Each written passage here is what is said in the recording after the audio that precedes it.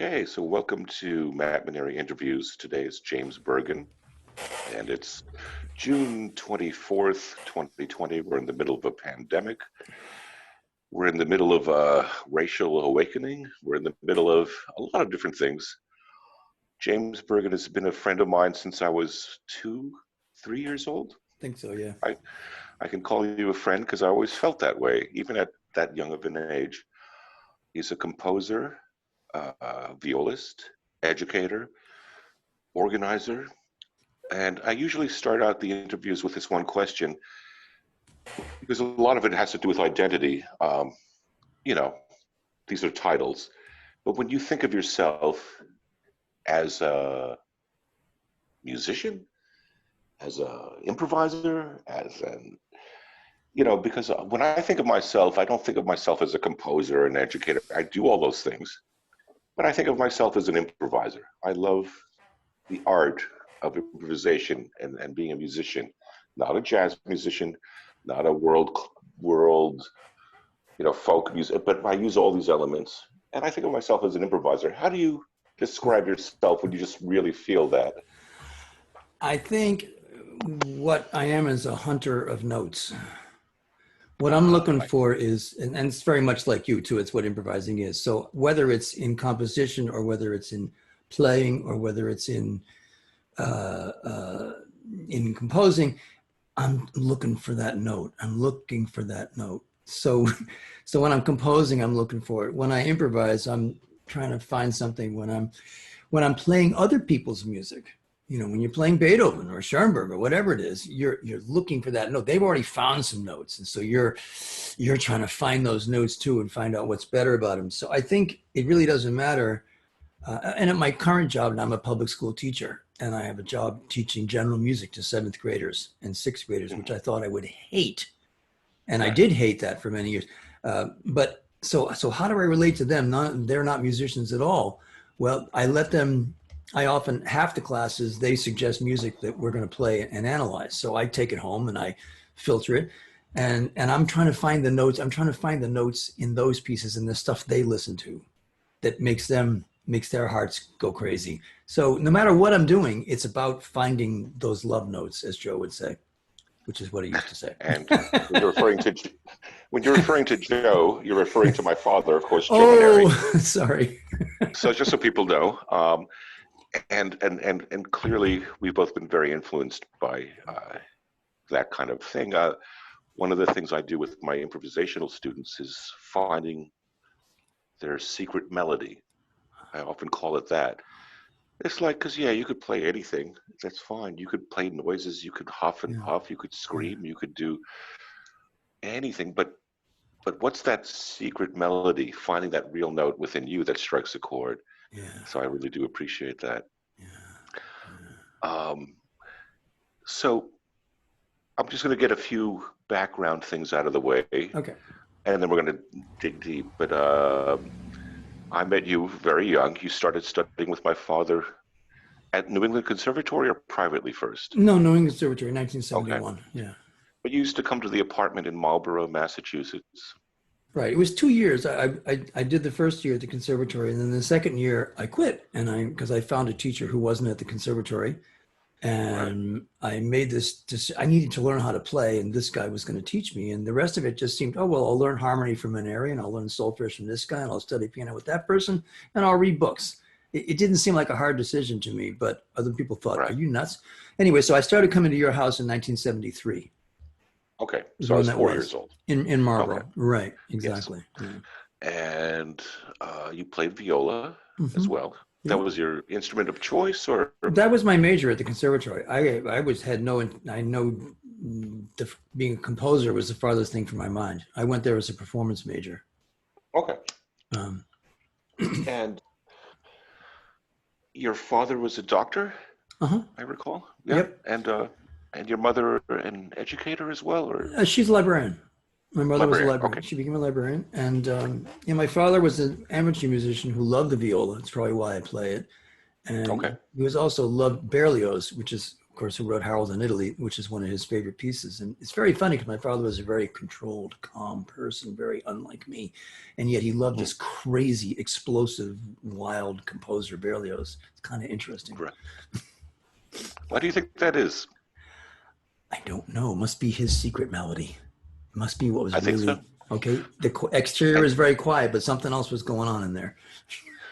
And you posted a picture of him recently on Facebook, I noticed. Yes. The similarities between your two faces is incredible. People say that you can't see You your can't own. see it? No, No. not really. No, I know. I can see it in my children and other things, but I can't see it. Yeah. Everybody Because says a lot of people, like, the older I get, more and more people say, you look exactly like your father. And I'm like, really? Yeah, Because yeah. I don't see it at all. Yeah. No, I can totally see that. Other than, white hair and gaining incredible amounts of weight. Yes. No, you don't have that, but you maybe. got the eyes, right around the eyes, especially with the beard Yeah. now. If you just look at your nose and your eyes, yeah, it's all there. But I can't see it myself. Yeah. And your mother's still doing well? She's 92 and she's amazing. She's working for an online newspaper in Bedford. She's researching the latest things that are happening. She's driving. She's amazing. That's fantastic. Yep. Yeah, my dad passed away, and my dad passed away way too soon in 1994. So. Yeah, he was rather young, right? Oh, 69. Yeah, that that feels young to me now.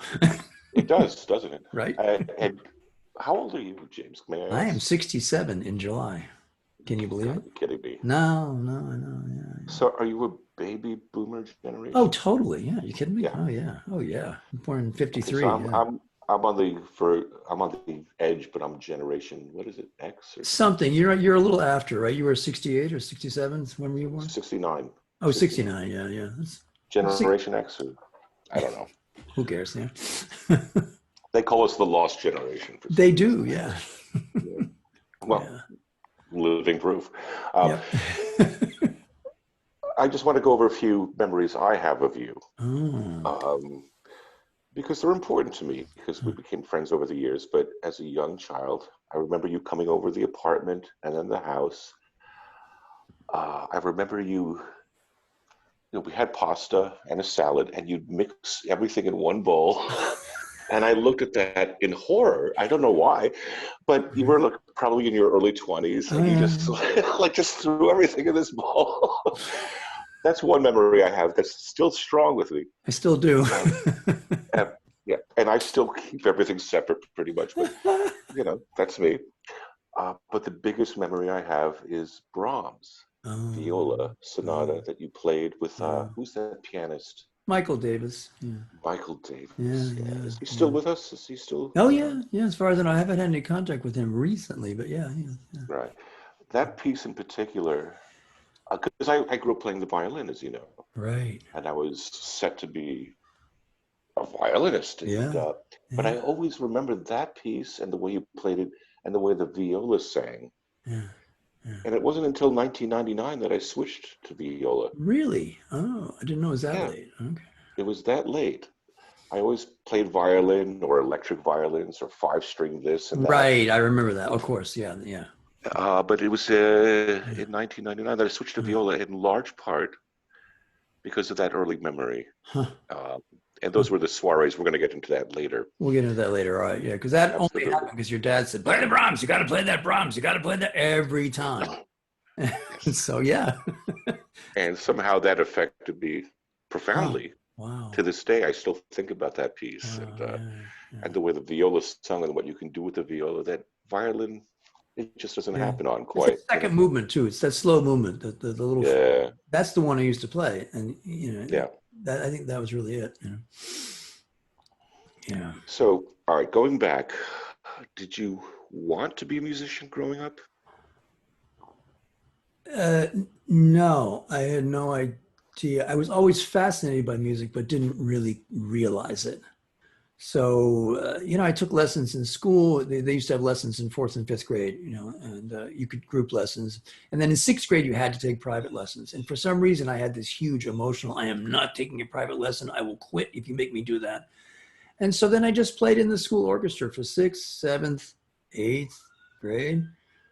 I had a memory in the I love this, Beethoven's Ninth. I remember playing a record in the music teacher's room of the fourth movement of Beethoven's Ninth, when the theme starts and finally, the strings play it, and then it comes in, and I remember my heart stopped and I practically fell on the floor right there in the room.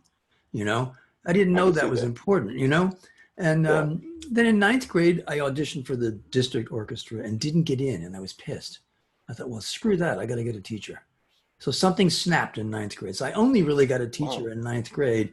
And I studied with a lovely guy who your dad would have loved. Your dad always said your first clarinet. He always used to say at the soirees, my first clarinet teacher was a drummer. And everyone laughed. Boom. It Yeah. always got a huge laugh. And he was serious about it, though. Of course. Yeah, I know. And this guy, Ernie Sekoulias, was a Greek gentleman who worked at a tech company in the town where I lived. He'd been like in the Indianapolis Symphony or something. He was a fine player and he loved music. And so we played through a lot of stuff and he showed me a lot of stuff. Didn't teach me a lot about how to play, and I was in the Boston Youth Orchestra, so I started getting stuff there. And finally, as a 12th grader, I went to the conservatory and studied with Albert Yves Bernard, who was an old Frenchman who, was the old school, the old world. Like, he was in the symphony from like 1942 to 1970, whatever. Right. So that was my first real, and I got into the conservatory. I don't think I'd ever get in there now. The conservatory's come a long way, but I got in there, and I remember this is important too. The first semester I was there, I thought, well, by then I'd played a lot of chamber music. There was a family in town, a really funky family from California who moved to town, and they ate vegetarian. They were not eating meat and doing their own organic thing in 1970. And they had drawers and drawers of string quartet and trio quintet music. And we Wow. sight read Beethoven, constantly. I played all the Right. early Beethoven quartets, Mozart, we try hard. So I had We a also have to love. put this in, can we put this in context too? Because I think a lot of younger viewers don't remember Uh, that it wasn't easily accessible to have pieces at your fingertips on the internet and this and that. You actually had to have somebody who had the scores, Nothing, search them out. nothing. This is a Yeah, big context because the world has changed so much. completely. Yeah, these You people know, had nothing. They lived in a right, house. They had very little money. They had a gold mine of music. right, You're right. That was hugely yeah, yeah, important. And so I learned a lot of it by playing it live, stumbling through it, right. Me too. Me Um, too. Yeah. and so I knew I loved music, but I went to the conservatory. I wasn't sure. I got into a liberal arts college as well, but I thought, well, I got to try music first. I can always go to liberal arts college later. And the first semester, I had chamber music with Eugene Lehner, who was Who's that? he was the violist of the Polish Quartet. Oh, wow. The Okay. Polish Quartet, Right. who premiered all the Yeah. Schoenberg and Wig. Yes. Yes. Absolutely. He was a wild Hungarian who was kind of like, very extroverted, demonstrative person. And we were doing Mozart Dissonant Quartet, the second movement. And at one point, he just came around in the slow movement and said, oh, you lie in bed and you make love and you have flowers and this and that. And he was just dying. And I thought, okay, this guy's like 80 years old. He's been playing music for 1 billion years and he loves it more than I do. Okay, Wow. that means this isn't going away. And I stopped thinking about it. I never thought about it again. I was just going to do music. And I really wasn't very good and didn't have a lot of skill and didn't have any reason to think that I could be a musician, but I just kept doing it, Wow. Uh, was there support from your family? Was there any kind of? Complete. Yeah. When I told them I Okay. wanted to leave school, they said, fine, I moved home. Yeah. Actually, I lived in Okay. an apartment for a year and was a special student. Then I moved home and lived home for the next 4 years. Wow. Just going to visit your dad once a week, going to visit my viola teacher, all that. So yeah. That's fantastic. That's Yeah. fantastic. Because a lot of people experience that kind of transition very differently. Huh, really? Well, there's some people that they get into music and their parents just simply can't understand. And Oh, sure. Yeah. No, there I were, can see why. There's no real money in it unless you get lucky. And, yeah. you Yeah. know, No, um, yeah. No, I had no lack of support there at all, which is kind of that's extraordinary. You're right. goodness, yeah, So, absolutely. yeah. Uh, so what I love about what you talk about with your teachers, I think you and I both kind of have this similar penchant for romanticism. We like our elders, and this has changed over the years, but I always felt in awe of certain elders that had this romantic view of where the music came from, where it was Huh, going. huh, And I always found you to be kind of similar in that way, huh. this kind of wild obsession with, the romance of the viola or whatever, Yeah, sure. finding the note, Yeah, the love note. yeah. Can you talk a little bit about that? Oh, I don't know. I don't think of the word romantic about myself very much, so I'm not sure how to wrap my head around that exactly. Well, I think of you as a romantic. Yeah, you romanticize when you talk about certain composers and your eyes light up Oh, and you well, get yeah. excited. That's a Yeah. romanticism to me. All right, yeah, sure. Yeah. I don't know. To me, it's life and death, I guess. I don't know. When I hear, so I remember the soirees I used to fall down. Do you remember? Like when somebody would sing, like remember Janice Oh, and you Myers? felt, Do you remember yes, Janice Myerson? Yeah, I do. she's a singer, a very very fine singer, and she would come and I remember the sound of her singing Gretchen I'm Spinneranda with your mom playing piano or something, and it was a little too high for her because she's a mezzo and I think your mom only Right. had the high, and I was standing on the stairs and she got to some note and the resonance of the note made me so I could not stand up and I used to literally fall down I when people remember. would. So that's yeah. It's like, okay, there's nothing more important in the world than this. If that's romantic, then yes. Yeah. Yes, well, life and death. I mean, Romeo and Juliet. This is romantic. This is life and death. No, there's an urgency to it that I think you innately Huh. demonstrate to your students. Huh. I've seen you as an educator Huh. mostly in my life, and you get them excited. And I've seen my father teach. He got them excited by this romanticism and life or Yeah. death choice that you have to Yeah. grasp the moment. Yeah. And I also think dangerously, it's bordering on cult of personality. Ken, These kind of two, it can. gotta watch. I often, not to be too political, but maybe we'll talk about politics later. I see Trump as very similar to my father in a Oh, very interesting. bizarre way, completely Interesting. opposite. Yes, I see what you're saying. Hard as But that is to there's admit, I see what you're something, saying. obviously diametric in ideas and ideology and this and that, but that kind of voice and, and just that kind of the way he can get a group of people into a fervent pitch of, Yeah. President Trump could say something completely racist and the whole crowd cheers. And my father could say, I love dogs, and everybody will cheer. It Yeah, was almost like it's fate in a kind of way. it's yeah, I'm stunned to have to agree with you on this because I would never put Trump and your dad in the same place. But effect wise, I mean, your dad did it completely differently. I mean, I remember things Absolutely. he said. I remember, and he always your dad believed in making people uncomfortable. I think that was his instinct. If you were comfortable, Right. he was not going to make you comfortable. He couldn't help it.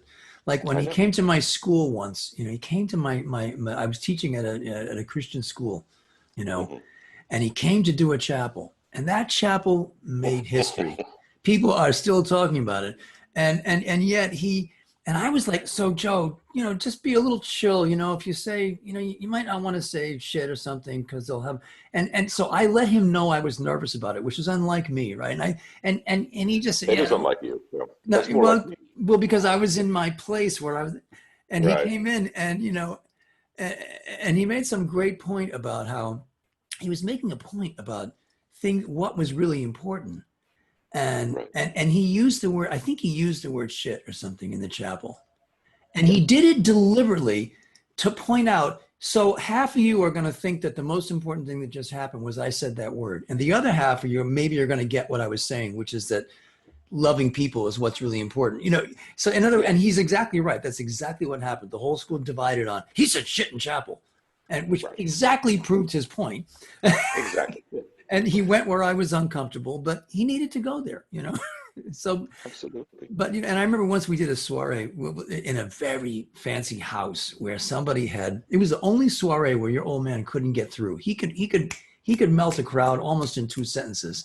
But I know. this crowd, he was killing it, and she had like rented white chairs. It was all set up in rows. Oh This God, big no. fancy, and No, that's a and disaster. and he was White. talking Oh, he was talking about live music, and how live music is disappearing, and how because people listen to recorded music that music was going to die. And he stood there and he was standing in front of this immense stereo system, and he said, and the idolatry of the phonograph is going to kill music. And I thought, Jesus, Joe, you can't say that. They're standing right in front.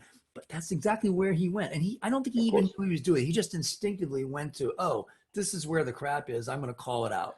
Right. And I guess Trump does that for people That's in what I'm some saying. twisted way. I have to agree In with a you. twisted, he baits people into this kind of thing. And Yeah. my father did very similar things by making you uncomfortable, not by saying racist, horrific things, No, but by not at saying, all. you know, but there's this similarity of the enthusiasm and this cult of It's personality true. that I find is either beautiful or very dangerous, and it's You have to be fascinating to me. very careful. You're quite right. You're absolutely right. But yeah.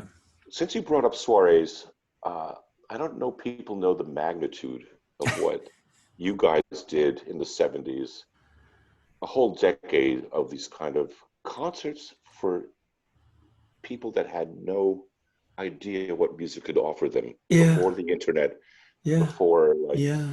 only the wealthy people could go to the symphony and this and that, or they Yeah. didn't leave the suburbs. They're just stuck there. Yeah. He That's right. brought the music to them. Can you talk a little bit about that and how Well, that organized? yeah, I think he must have just loved making music anywhere for anybody. And he was a jazz player, so he was out playing 5 nights a week. And he would see when he got to the conservatory, this is people may not know your dad didn't have any degrees, no college degree, no high school degree. He left Right. school when he was like 14 or something, was on the road, right? Yeah, exactly. And he was hired at the New England Conservatory. So okay, he got some knowledge somewhere along the line. He sure did, but it wasn't in an academic sense. And he was always very prickly about the academic thing. And he saw these kids coming to the conservatory and they'd play for 4 years and they'd do one junior recital and one senior recital and then they get their death certificate. He always used to, do That's, you remember? he called it that, yes. He always called the degree. Yeah, when you got your death certificate, then you can go caning chairs or whatever, like and he said, you got to play. If you don't play, you'll die. You got to play every day. So what he did was he started the soirees to help us weaker people. He didn't take the stars. He did not Right. take the stars. He took the people, he took the broken people like me, the people who needed to play. I had never played a solo in my life. And he said, okay, we're Wow. going to do soirees every 2 weeks. You're going to play that freaking Brahms every 2 weeks. You're going to play it same piece, same piece. And he had this thing that nobody believed that I totally believe now. He said, the only reason Heifetz is because he played the same damn concerto 5,000 times. And that's a bit of an exaggeration, but it's true. Kids, they study a piece. You learn the usual progression I find in teaching is you learn a piece that's a little beyond your grasp because you're trying to increase your technique. Sure. You get to the point where you can barely play it, and maybe you play it in a recital once, and of course you screw it up because it's the first time you played it. Then you say, oh, we're done with that piece. Now we'll go on and do a harder piece. So you're always learning something that's too hard, and it's considered cheating to go back and play the same piece more than once. And that's Right. just the way music is taught a lot. And not everybody, but a lot. And your dad was saying, no, you got to play the same piece. And I played that Brahms so many times that this is I what know because I heard it so many times, you and I think did. that's what You that's did. what made me a violist And the now. thing is, what happened was that if you play it, every time you play it, you'll play one note wrong. You'll play a different note out of tune, or Absolutely. you'll scratch on the string in a different place. And when you do that first, and you're inexperienced the way I was when your dad started me playing, it would sting. And I'd feel like this, it's like, oh, I just got a shot. Oh, I'm going to die. I'm so ashamed of that note I just played, all this stuff. And then you realize, oh, well, I didn't die and I'm still alive and I'm going to play it next week. And oh, another mistake. But after you make all the mistakes, they don't bother you anymore. And Right. you see, we'd see your dad doing the same thing. He'd play the same piece. He'd play the same Handel F major sonata every Oh, you time. love that one. Yeah. And he Yeah. never practiced and he was always out of shape because it was before you I got know. him playing again. I Okay. know. Which is I to remember. you, thank the world for what you did. But he would play and we'd see him and I'd see him fumble a note and I'd say, oh crap, you just fumbled. And then he'd do something outrageous in the next measure. He'd take some chance in the next measure. Oh yeah? You have to call that a mistake? Watch this. So I learned, oh, that's what you do. When you make a mistake, you go and you do something really cool in the next measure. So I teach my students that's what we learned. That's why he did the soirees was to help us and also to bring the message of live music. It was two things, but he was starting with the Right. cripples. We were the cripples. Yeah. And I think that's so important. I tell all my students, it's like if you can't perform in front of people, you're not really playing music anymore. No, no. You know, I mean, obviously now with the COVID-19 pandemic, it's a little different. You know, I can't tell people to play in front of people, but and I want to just let our viewers know the soiree was a concert series basically hosted by suburban people or people in different houses, Mm-hmm. and everybody would do a chain gang kind of thing, all drive together to their house. 3 or 4 cars. We'd meet at your house and all drive to this place in the suburbs somewhere. Right. And there'd be some food, some people would bring pasta or this or that. It was kind of Yeah. a very different time.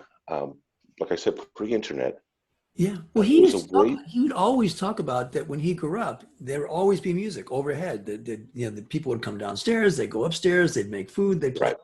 That was the spirit he wanted. And he'd always start by playing a Giuseppe De Luca Mazurka. You remember? Yes, Da-da, I do. yada, da, da, da, da, da, da, da, dee, dee, dee, dee, dee, dee, dee, dee, dee. He'd win him over right away. Like all of a sudden he went, Yeah, oh, this isn't going to be stuffy. This is going to right. be a fun thing. And then we'd play our Beethoven and our Webern and whatever. And he'd mix it up with, he'd always play the And there'd be ethnic stuff. jazz as well. There'd Oh be yeah, folk. it got everything. There'd be Yeah, everything. yeah, yeah. I remember Brian used to play the cocktail Klarman, music. Brian Klarman. Klarman, Yeah, yeah, yeah, yeah, and some yeah. So yeah, orchestra. it But was, it was, yeah, it started a whole thing. People wanted him. They'd call up saying, "Can we have a soiree at our house?" and there'd be music from folk music to Yep, modern classical. yep. I remember Andrea Mason playing Oh yeah, these 12-note, 12-tone kind of yeah, hard pieces on the yeah. She flute. played. Who was it? Jet Whistle by something by Viola, not Villalobos. Anyway, somebody. I remember. Yeah. Oh yeah, all kinds of Right. stuff. And you could take it. People would hear, and when they heard music live, they'd get it. It didn't Yes, matter what style it was because you can watch the fingers and there's so much information you get when you're close up in a living room. it is so different. Tanya Kalmanovich, of Of course, course. Yeah. friend of Yeah. mine. We did a viola thing, a duet, a record called Magic Mountain. Oh yeah. And But we were doing some research in Pennsylvania at the Mr. Rogers Institute or whatever it's called. yep. And I said, let's go to Pittsburgh and just play a gig. And we found somebody to just host us, and a punk rapper and a this and that. And like, it was the craziest thing because it was two violists and it's a Right. bar Right. who the hell are you guys? I said, I bet you've never seen two violas this close. Sit closer. And we just played. Yeah.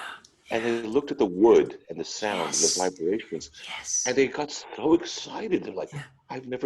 I've always heard violins and strings, but I've never understood it Right. until this moment when you see the hand Right. Right. move this way or Exactly. that They get way. it. They get it. I It's remember once, so and on the beautiful. other side, a different thing is I remember once a violinist came, Cliff, and played the Tchaikovsky violin concerto in your Right. mother's living room on Speen Street. And I Yes. remember, okay, when you hear Tchaikovsky, it's in a huge concert hall, and it's big and it's Yeah. great and all that. Hearing that there, hearing him play it there, I thought the house was going to explode. The house was Yeah. way too small for this, and I heard this piece is so huge, Yeah. that it was an experience that was utterly unlike any other time I've ever heard it. Just because it was in a house, it was like way too small.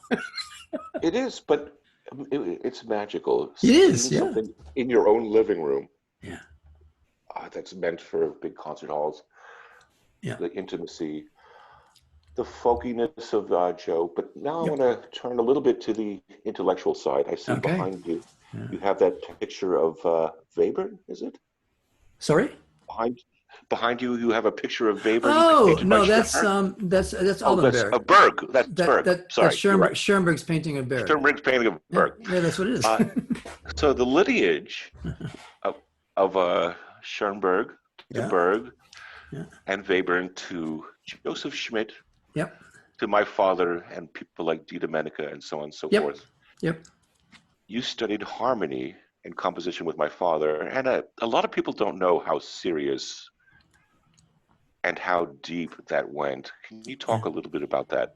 yeah, I can. I'll show you my book first. See, Yes. that's Schoenberg. This is the Schoenberg Harmony book, and notice how beat up this book is. All right, and Yeah. then inside, then you have Berg, and Yeah. then that's my picture of your dad that I took in front of the I garage know in you took Speen that Street. Speen Street. And Yeah. there is Schmidt. Can you see him? I see Yeah, him. he's really And that, great. so So that was my that's father's teacher. That was your father's teacher, who was, I call him the missing link, Yes. because he He burned burned all his all his, compositions. he burned his Yeah. music. There was no music found. And he Yeah. was one of Berg's first students somewhere. I'm not going to say the city, because I found references to Schmidt. If you look in Berg's letters, the new letters that come out, there are a couple of footnotes. And your dad Yes. identified Schmidt in a picture with Yes. Schoenberg in California, which nobody knew who this guy was, you know? Yeah. And it's kind of amazing, because the reason, your dad knows what he knows is because of Schmidt, and that's coming Yeah. on. Let me give a So little. I'm just going to give a little background. Is go. my father was Oh, an yeah. improviser, playing in beat up jazz bands and gin mills and stuff in Yeah. New York. Yeah. And he met some people, and he said, "You got to meet this guy. You could learn about music." My father didn't even know how to read music, let alone compose, cantatas and That's so that. right. And Schmidt took on, as like my father did maybe with the soirees, took on the broken people Yep. He really did. Yeah. and trained them. Yeah. And you know how this came about? You remember your dad used to say he was standing around the Union Hall waiting for a gig. You used to stand around the Union Hall waiting for a gig. I don't know what that means. I just can guess, right? And Yeah. I looked at these guys, he said, and I don't know why. I just went over to them. I said, "Hey, do you like playing wrong notes?" And they went, "Yeah, we like playing wrong notes." And I said, "Okay, Right. great." And that's how he met these guys, because he would always get thrown off jobs because he'd improvise and he'd play what he called wrong notes. Didn't know what he was Exactly. doing. And when he went to Schmidt, they said, "You got to study with this guy. We're studying with this guy, Schmidt." So he goes to Schmidt's. And I remember, do you know the story about the first lesson? Joe's first Oh, lesson with Schmidt? just how to draw a whole note. Yeah, It's just Joe, yeah, focus. this is how you draw a hole. You make a half moon above the line and a half moon below the line. Now you try. I swear. That's where your That's dad was true. coming from when he He started told me this studying. story. Yeah, in Yeah. his 20s, probably. What was he, 18? I forget whether he was a teenager. I'm not He sure was how old probably he in was his then. 20s. Yeah, yeah. He was a late bloomer, So he for sure. studied piano and harmony, and he did like 8 hours of piano, and he all this crazy Yeah. stuff. And yeah, and he did the whole harmony, the whole course, the whole Schoenberg course, which we'll Right. talk about. But yeah, that was the background. Yeah. So Joe taught harmony in the conservatory in 1971. That's when I met him. I met him as my harmony teacher, and I was very intimidated by theory and harmony. I had a good background in high school. I knew all my fundamentals. The guy at my Sure. high school really trained us well. I knew all the scales, arpeggios, concept, so fine. Sure. I was ready to go, but I didn't know anything. And what's interesting, I'm just going to say one sidelight, is that the only reason I met your dad was that there was the first day I went to the conservatory, there was a girl I was kind of interested in, and you could pick your own theory teacher. At the conservatory at that time, it's like they said, "Okay, here's 12 theory teachers, you pick the one you want." And Right. so I remember walking up the sidewalk at Gainsborough saying, "So what do you think about this theory guy? Who do you want to study with?" She goes, "I don't know, I hear Maneri's good." That was her words. I don't know, I hear Maneri's good. So I said, There you "Okay, if you're taking Maneri's class, so am I." go. That was the only reason.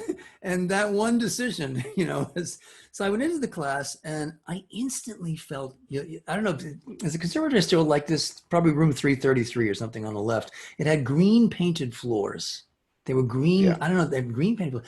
And I almost as soon as I got to that class, very, very soon in, I always took my shoes off in the class because I felt like I was at home. Now, I know that may sound gross to people, but I was not thinking, and I'd always take my shoes off in that class. And your Well, dad was, this is all the 1971 this where is they did these 1971. things. It's Yeah. Yeah. 1971, yeah. And It's a we'd have different a time period. 2 hour class 3 times a week, Monday, Wednesday, Friday. Everybody Right. else dreaded theory class. And we were like, man, bring me on. Because he taught us the thing with the Schoenberg harmony approach is you don't ever fill in alto and tenor lines to a given soprano or bass. You're not ever given the root progressions. You're not ever given a soprano line. So it's different. So you're making up your own lines on very strict instructions Yes. at the beginning. So you can't possibly screw up.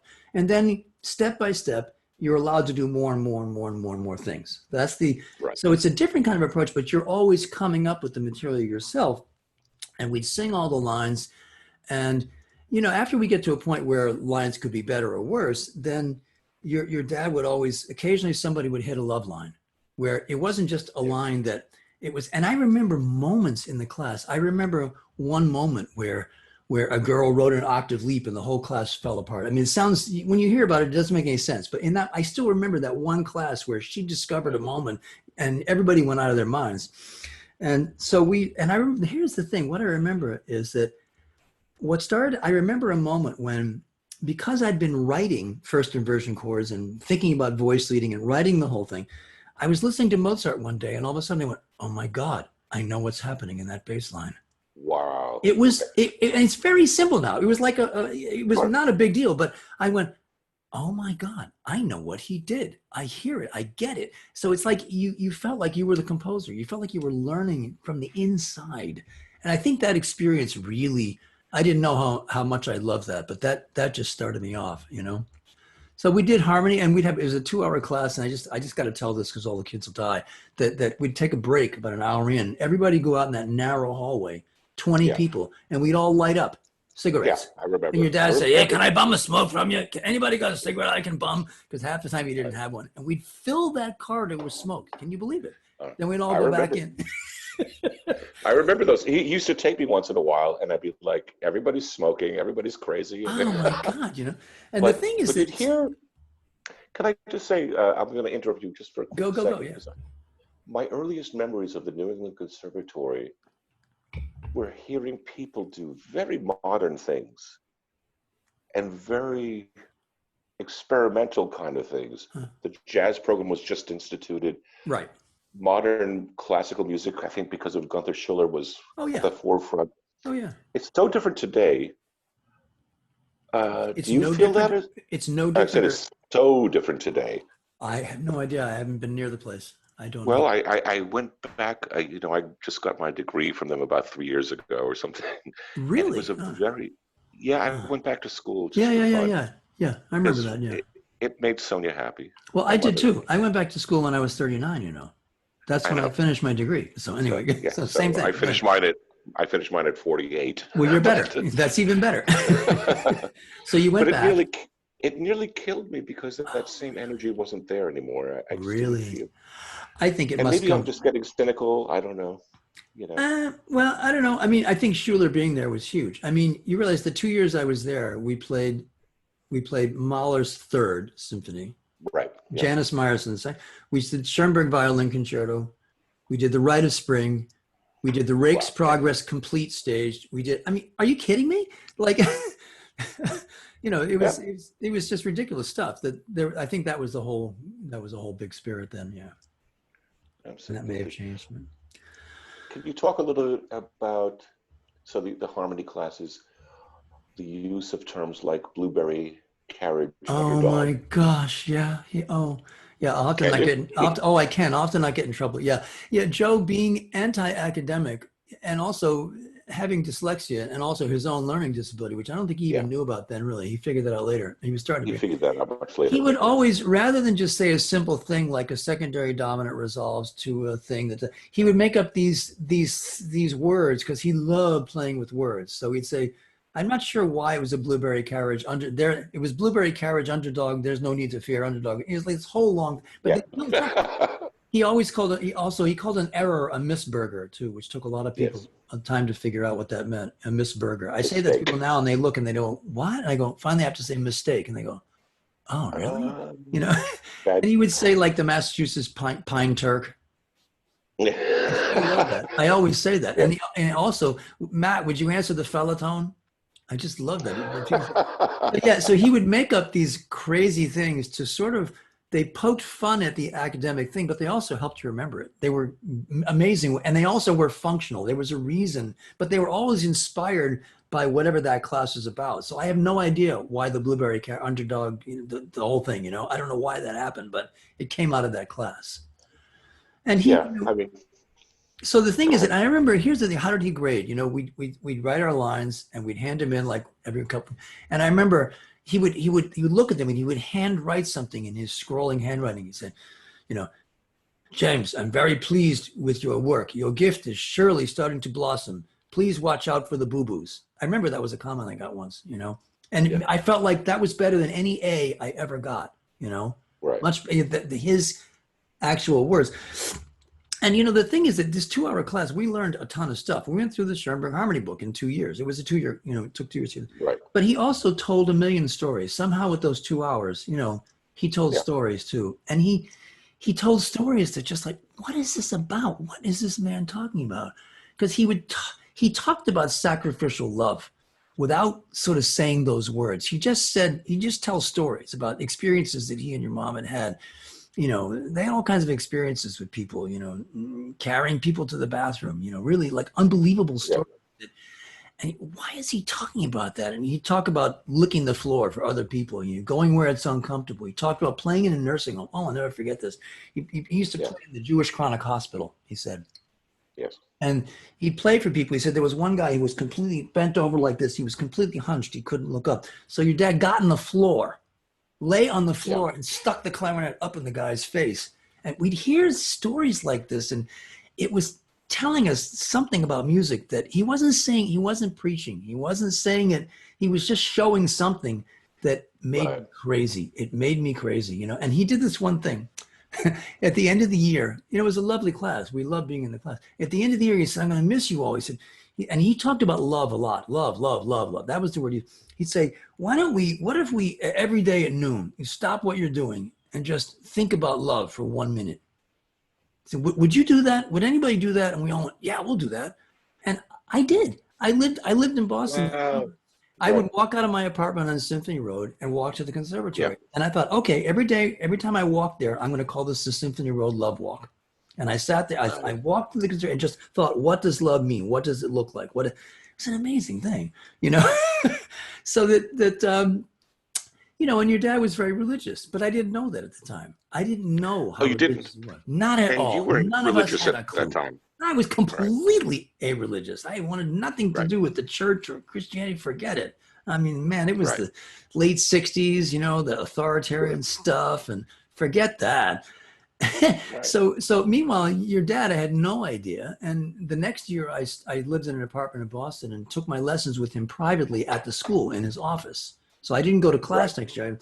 So then it wasn't until I went to your house, like the third year, that I looked in the house and went, oh my God, what the hell is this? He's got paintings of Christ. He's got rosaries draped over the piano. There's cross. Oh, well, I love him too much. It's okay. I'll forgive him. Really? By then, I didn't care what he was. Like I know who you are. If you say you're that, well, fine, whatever.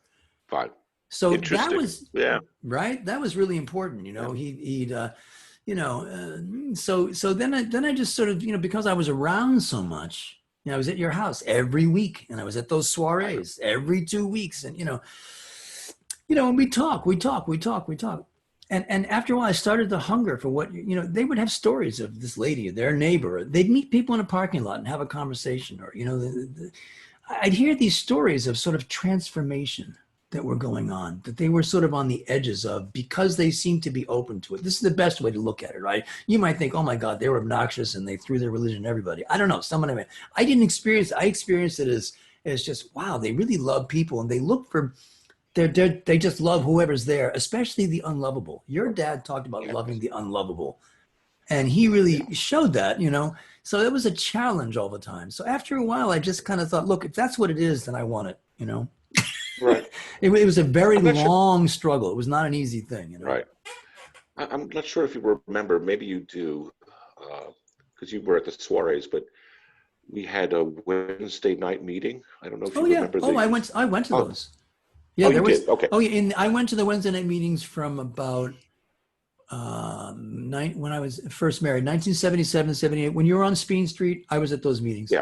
Oh, for a couple of years, solid, yeah. Yeah. Oh, yeah. So there was a priest from Father Stock, Michael Stock. Michael Stock, who'd come to the house actually and perform a service. And the people that were invited were basically Vietnam vets who were really messed up. Yeah, there were lots of people. Addicts, yeah. And people that were just struggling. And, yeah. To me, looking back on it, it's a wonderful thing. At the time, I found it horrifying. I'm sure. I was a kid, and these people, I remember one guy destroyed all our furniture one night because he had a breakdown. Yeah. So to me, it was very hard growing up with this But looking back, I see the value and the beauty in Yeah. that. Yeah. But also the folly. I mean, it's a very conflicted kind of thing. Do you Yeah. subject children to this kind of thing? Yeah, Is that yeah, it was tough, you normal? know. I mean, Stock It came was in. tough. I mean, he wore blue jeans. Remember Stock, and always a Yeah, plaid flannel shirt, smoked yeah, cigarettes, always had a Heineken afterward. yeah, And he'd listen. He'd sit here like this, and he'd listen. And there was a lot of talk before the mass, like 15, 20 minutes, a yes, half hour, where people go around and say what horror thing was happening. And he'd listen. He right, didn't say a word. He just listened. And then he'd begin the mass, and absolutely. we'd do this mass, and it was the most. And he would refer to stuff they'd said. He'd heard it, and he would He address did. it obliquely. And I remember certain things he said. Even he was such a He was wonderful a guy. very good listener, and Yeah, actually, he was the first person that I had theological talks with. I bet. Because as a person who, was brought up religious, very religious because of my father, Yeah, we went to church almost yeah, every day, sometimes in the right. summers. By the time I became 10, I kind of rejected it Of course, yeah. largely. This is like ridiculous. This he switched from church to church. He never like went with one thing, like. No, no, And I said, yeah, yeah. you And know, he'd uh, always irritate whoever was there too. That is, if absolutely, yeah, he went to a certain kind of church. There are some churches that think, oh no, we only going to play sacred music in our church, and sacred right, means it has to have the words God in it. And instrumental music is not sacred because there are no words, so you can't. So of course he'd play Handel sonatas in that church because it's the last thing of they want. course, Then he yeah, comes to Trinity Church in Bolton, where all they want is classical music, and he plays America the Beautiful on the saxophone. Wherever he exactly. goes, he's going to do. He had to do that, absolutely, and I love that. And but it was but Michael Stock. Getting back to Michael Stock, he was the first person that I had an adult conversation as a young child. Like Oh, talking yeah. about theology, and I'm like, this seems kind of crazy to me. This is Mm. like none of this makes sense. And he's like, yeah, you're right. And we got into it. So Wow. I always appreciated that. Yeah. Yeah. I want to get back to the religion and Yeah. things Yeah. like this. Yeah. I want to skirt back to NEC in the early 70s. Did you also take the performance technique class? No, that didn't exist then. Oh, it didn't. That was That later. was later. He taught Okay. harmony. He taught harmony, and all that came later. Yeah, I took it when I went back in 1993, 99, Okay. 92, 93. I went back. I took it then. Yeah. Yeah. Yeah.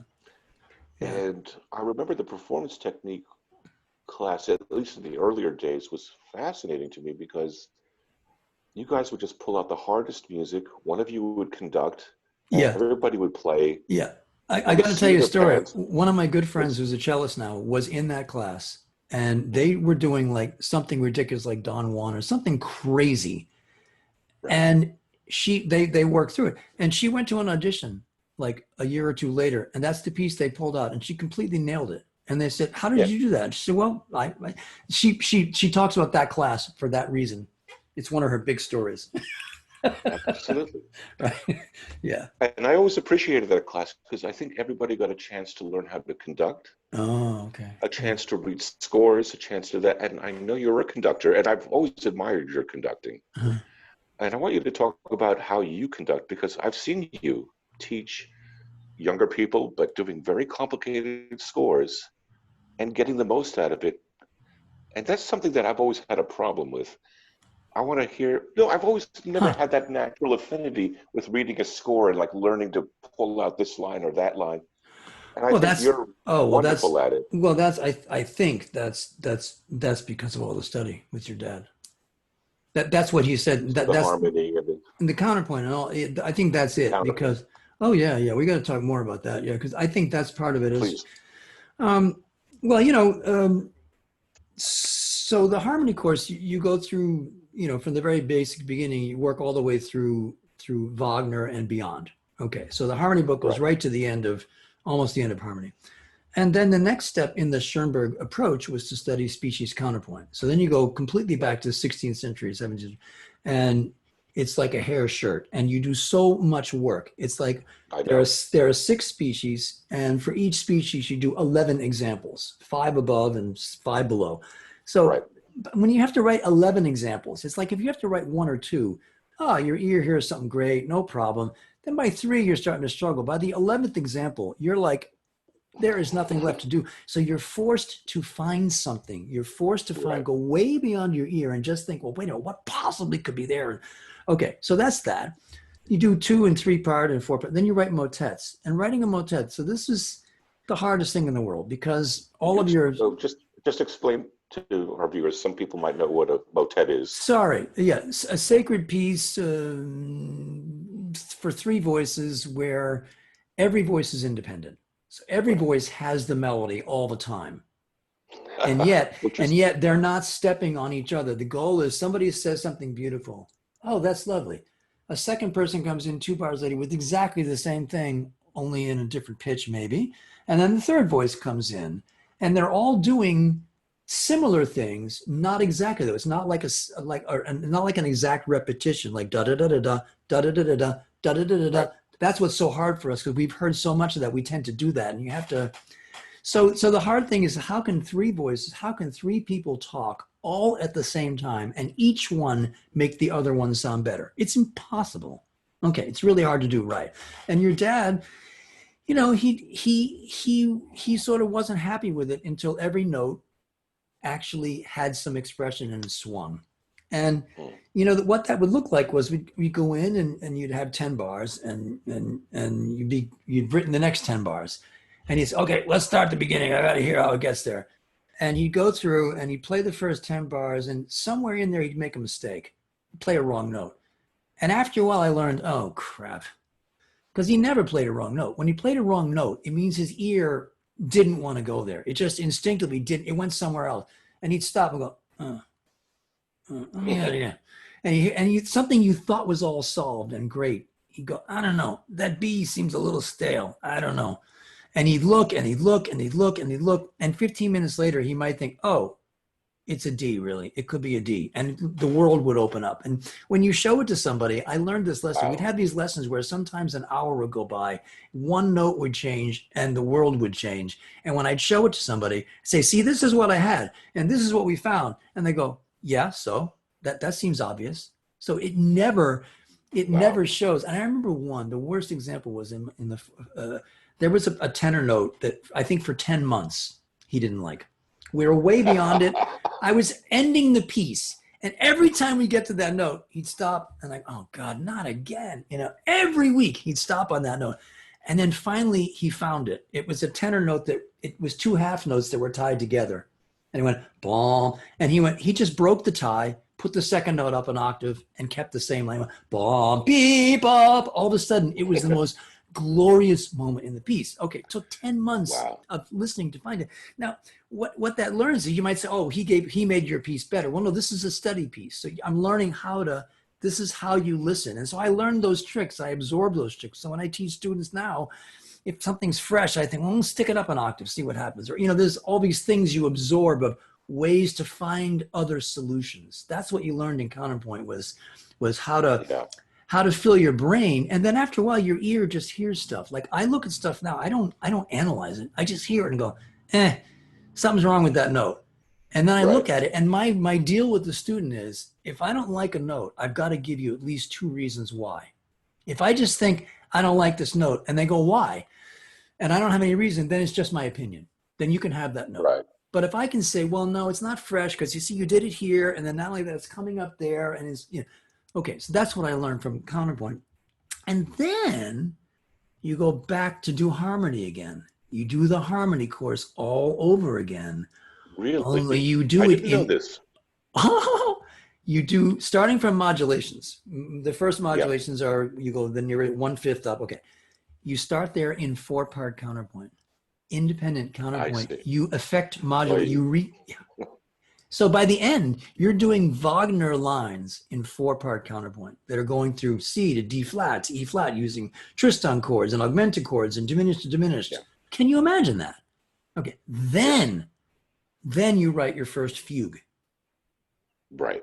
You know, an actual fugue, very strict, you know, tonic dominant entrances, a bridge, same entrances, the bridge material, you know, it's a very structured piece.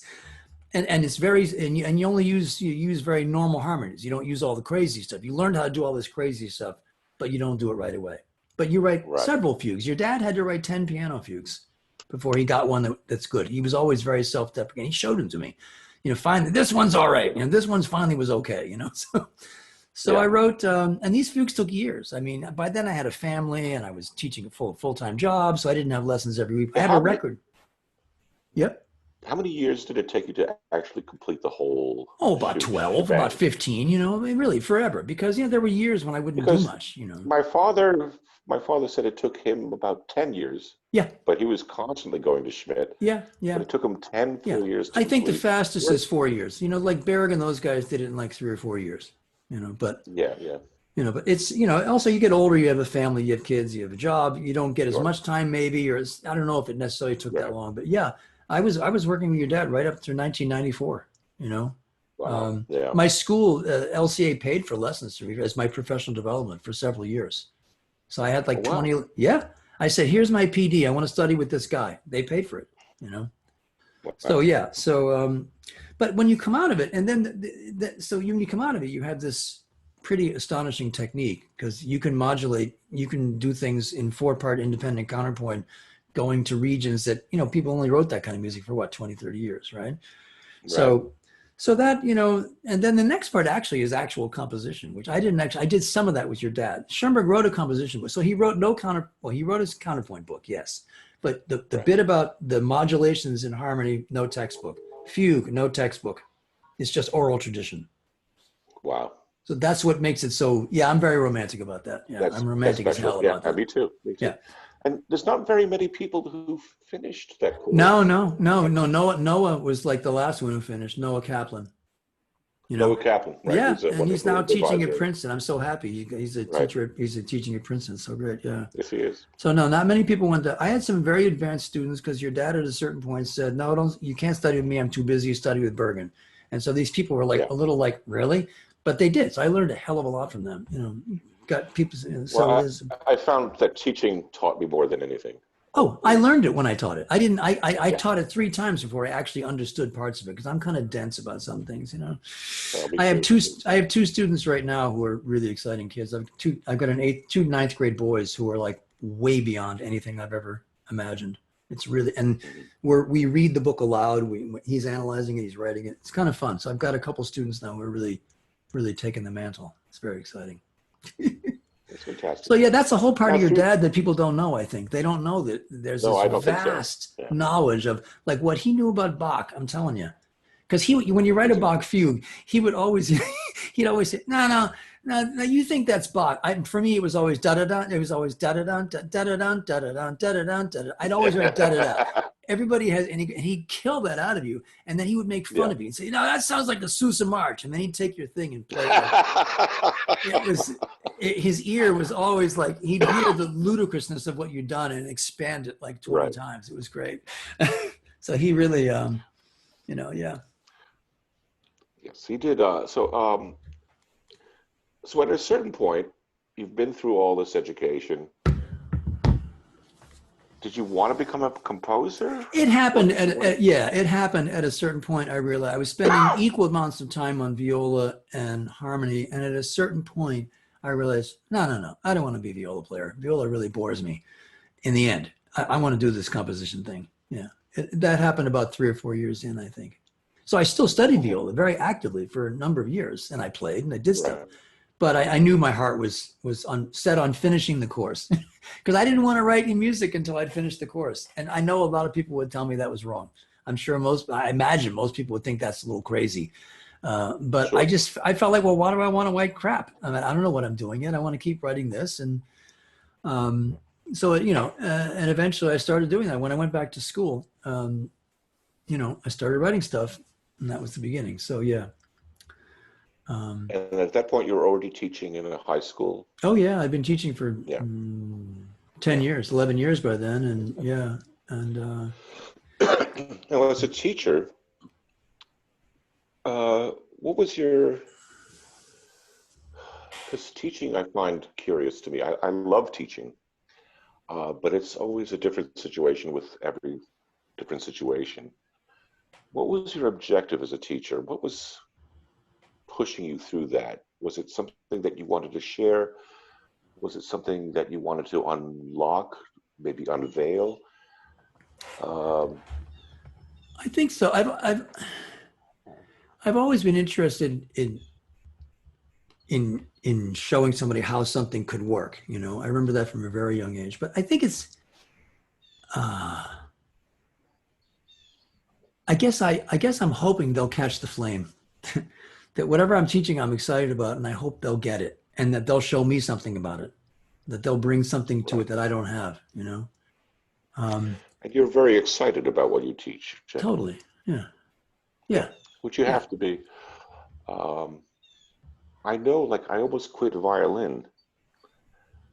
I had this teacher, Freddie Gerling, who's Oh, yeah. Brazilian but German. Do you remember him? Oh, He was totally, six completely. foot I seven, worked with them many years. I played with them. Yeah. Oh, yeah. I remember. blonde hair, blue eyes, and he would just stomp his feet, yell at me, Really?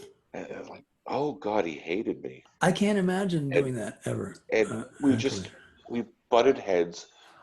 And then I met Robert Koff, Oh, who was like one of the founding members of the Juilliard String Quartet, and he unlocked in me, I don't know how, a love of like how to play a single note with no vibrato and just let it sing. Like how do you do that? Like he just started with the most simple thing, and all of a sudden, like, oh, I like music. I do actually. You know, if I didn't have him, I don't know. I might have quit. I might have done yeah. something completely different. Yeah, yeah, yeah, yeah. Was there somebody like that for you in your life? Was it your viola teacher or Joe or other Oh, people? yeah, yeah, sure. Yeah, I'd say that's the whole reason I'm a musician is because of Yeah. those teachers who unlocked that. Joe would be one. I mean, my viola teacher was George Nycrew, who was, an amazing, who only died a couple of years ago at 100.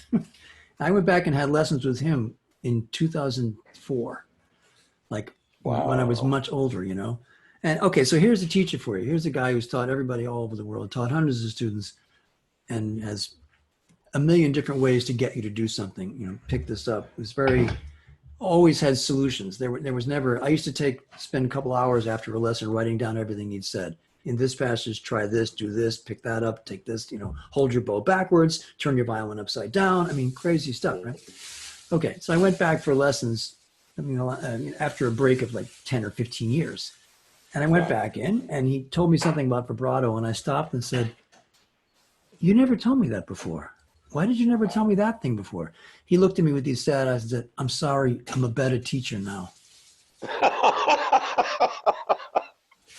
Absolutely.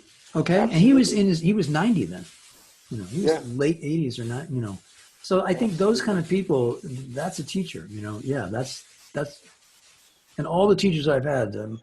My solfege teacher Albert Bernard was the same way. I worked one on one with him. And it Right. was really fun because he was really from another era. He was Yeah. born in 19 whatever 12 or something. Went to the Paris Conservatory in Yeah. 1923 or something. That was a different world. I have half of his library of solfege books. His wife. I have Wow. his original French books with his writing in them. So That's that was fantastic. very. And okay. How about this? Here's a story for you. It's all the same thing. He'd always be. You come into class and he'd begin do si so from say hello do si so from. And one day I stopped and said, "Why are you doing that? Why are you always practicing these etudes, these solfeges?" He said, "Well, someone might ask me how to do it, and I must be able to do it. I cannot make a mistake." Yeah. And then this is it. He was in the hospital. He was dying, right? And I went to Mhm. visit him. And I said, "How are you, Mr. Bernard?" And he said, "Not very good." He said, "I can't read. I can't drink wine. I can't eat. I'd rather be teaching solfege." It's And beautiful, man. I walked out of the room going, Yeah. "Are you kidding me? I'd rather be teaching solfege." So I think that's, those are models for me. Absolutely. I want to dig more into teaching. I want to know, what do you feel that you've affected younger people in the same way that your mentors affected you? Seems like it. I guess so, to some degree. People say that, yeah. Um, yeah. I mean, I can say with certainty some people, yeah. Um, yeah, I mean, you're asking me to brag about myself, so I can't say I much, am. but yeah, I think so. I mean, yeah, yeah, that's from what people tell me, I guess so, yeah. Yeah. I Okay. mean, All right. All right. Here's the story. thank I just did a project. Okay, it came to me. All right. Sorry, I'll bail you out. I'm doing, because we're on Zoom now, you. Yeah. to keep myself alive, I started doing a little recording project, which I've never done. And I did a song from the musical Godspell. Just Mhm. happens. It's one of my favorite musicals. I played it a lot, like maybe 50, 60 times, literally. So, and I've done the songs and certain songs. So it's a song I'm recording. So, and I'm doing it with my daughters because we used to sing it as a family. They know it. So in 1989, when I had the high school job, there was a kid who was a drummer in the group I had. We did this on tour with my choir. This kid was an amazing drummer. Actually, you're going to hear him later. He plays in this little clip I want to play for you. And out of nowhere, I thought, okay, I'm going to call Larson and see if he's still doing it. I know he's playing, but so I texted him and I said, I got a project. You interested? He said, yeah.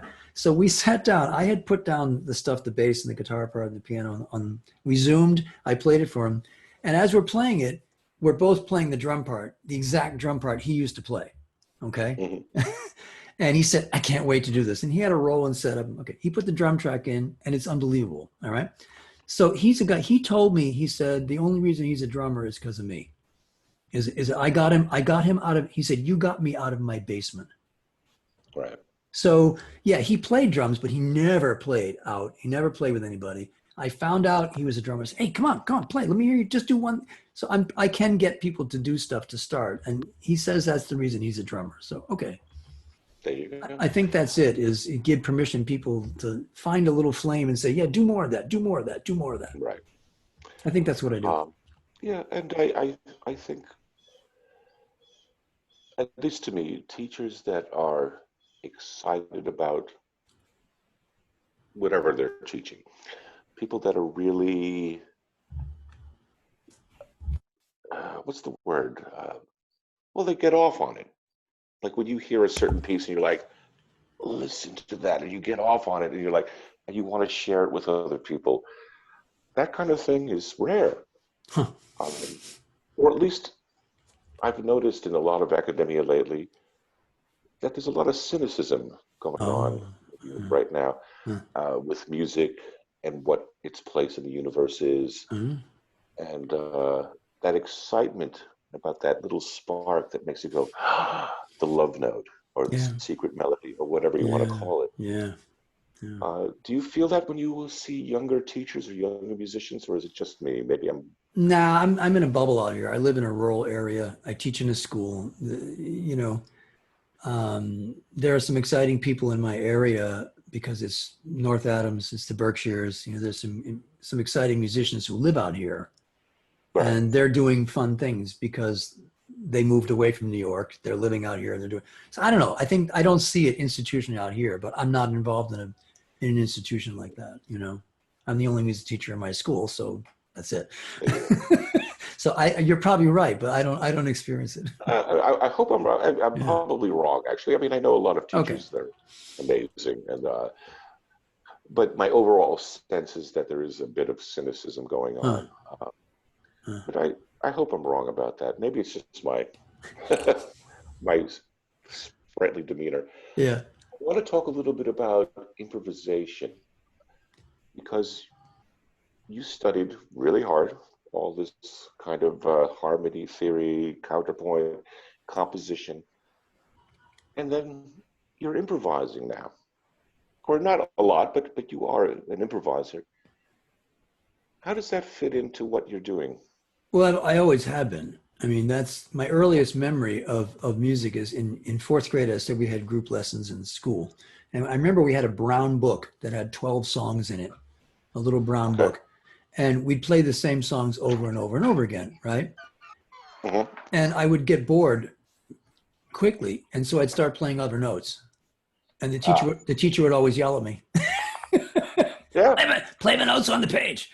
And I go, oh man. So without even knowing it, I was looking for other notes. So I think that, and I played guitar. My first instrument was guitar. Okay. My dad and I studied guitar. Okay, this is a little story. 1961 or so, the folk revolution came back, the folk revival, Hmm. hootenannies, and Bob Dylan, Joan Baez. So he got a guitar for Christmas, and we both took Okay. guitar lessons at a little studio in Burlington, And actually, the guy who was our teacher, Ronnie Bentley, ended up being the head of the guitar department at Berkeley. I had no idea, you know. So I studied with a really good guy, not knowing it. So I played guitar first. I was happy to play guitar. Private lessons on guitar, no problem, you know. So I've always been looking for notes. And your dad also, I mean, I can sit at the piano and play something without ever having seen the music. And your dad was always sort of jealous of that. He said, "I don't know how you do that, James. I cannot do that." Somehow, like, Really? yeah, he would say, like, I said, "Well, you know how the 1812 overture goes like this?" And he'd go, "Wait, how do you know that?" I don't know. I just, did you ever see the music? No, you know. So, so I don't know. I've always, I think Interesting. improv, and also when because of your dad again, I was in a group, you know, that called Helios with it Right. was with Alban Zach. Remember Alban Zach and I Rebecca do. I and do. Nathan Kimball, cello. Right. And so it was guitar, recorder, cello, and violin. And we learned all the Greek tunes that your dad had, and we Right. improvised on them, but also did sort of, they were into what was it called back then? It wasn't called CI, Contemporary Improv at the Conservatory. It Third was called stream, Third Stream, right? Gunther's thing, right? Third Stream. They were in the Third Stream department. We did a lot of which Joe gigs. eventually Joe eventually called Fourth Lake. You call it Fourth Lake. Of course. Of course. So there was yeah, so we did a lot of gigs. You know, we played, you know, Right. all over Boston, and we played together for a couple of years. So I did a lot of improv then, you know, with Okay. in that So it's always style. been part of It's your always been life. part of it. Yeah. Yeah. And how does it relate to the composition?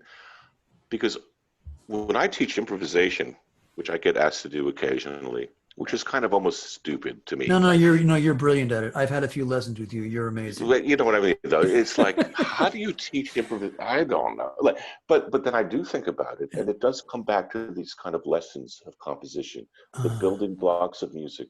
you provide building blocks. That's what you do. You Yeah. know, tension and release. What makes Yeah. something this and what makes something that? Yeah. Just playing the first note. I always do this with every student of mine. It's like play 30 seconds, and they start playing. And I said, well, how was the first note played? Was it on the beat? Was it Uh, an anticipation? Was it uh, this? uh. What's the motivation? Because that's going to dictate so much as a compositional idea. Do you want to see this for the rest of your life written down? What you just played? That's right. That's right. And that sort of goes back to what fugue, the hard thing about fugue is that with Right. fugue, if you, I call it a toothache, you know, I call a bad note a toothache. It's like, you know, you go, I don't know about that. And the thing with the fugue is if there's, it's in the subject, if you got the one little thing that isn't the greatest, you think, but it's okay. It's fine. No, no, no. You're going to hear that over and over. It's going to kill that whole piece. That one little Right. toothache is going to become a major abscess. So you're right. That's what you're Absolutely. saying about being Yeah. obedient to the idea, you know. Absolutely. So you improvise, but then you're also composing. Did you start composing 12 tone right away, or I is never it? composed 12 tone. I never did that. Oh, really? Nope. I did a Because few Joe, exercises. Yeah. yeah, my father was a big proponent of that Oh for a yeah. while. Oh no, he was. Yeah, yeah. Can you talk a little bit about that, or Well, his pieces are amazing. Also, nobody knows his music either. His pieces, the I piano know, concerto, Maranatha, I know. Ephata, these are astonishing pieces, you know, and they're 12 tone, some of them, but I think Ephata was the first one where he wrote microtones. And I remember he Right. tells that story of, you know, he was scared to death and he just finally picked up the pencil and wrote an arrow down. And that Yeah, arrow down meant that note isn't that note, it's a little lower. yeah. And at That's first how he he had a started. system. Yep. That's how he started. He had arrows and 2 arrows and 3 arrows, and he didn't even know what it meant. He just, his ear knew what it wanted to hear, but he didn't really know how to notate it, you know?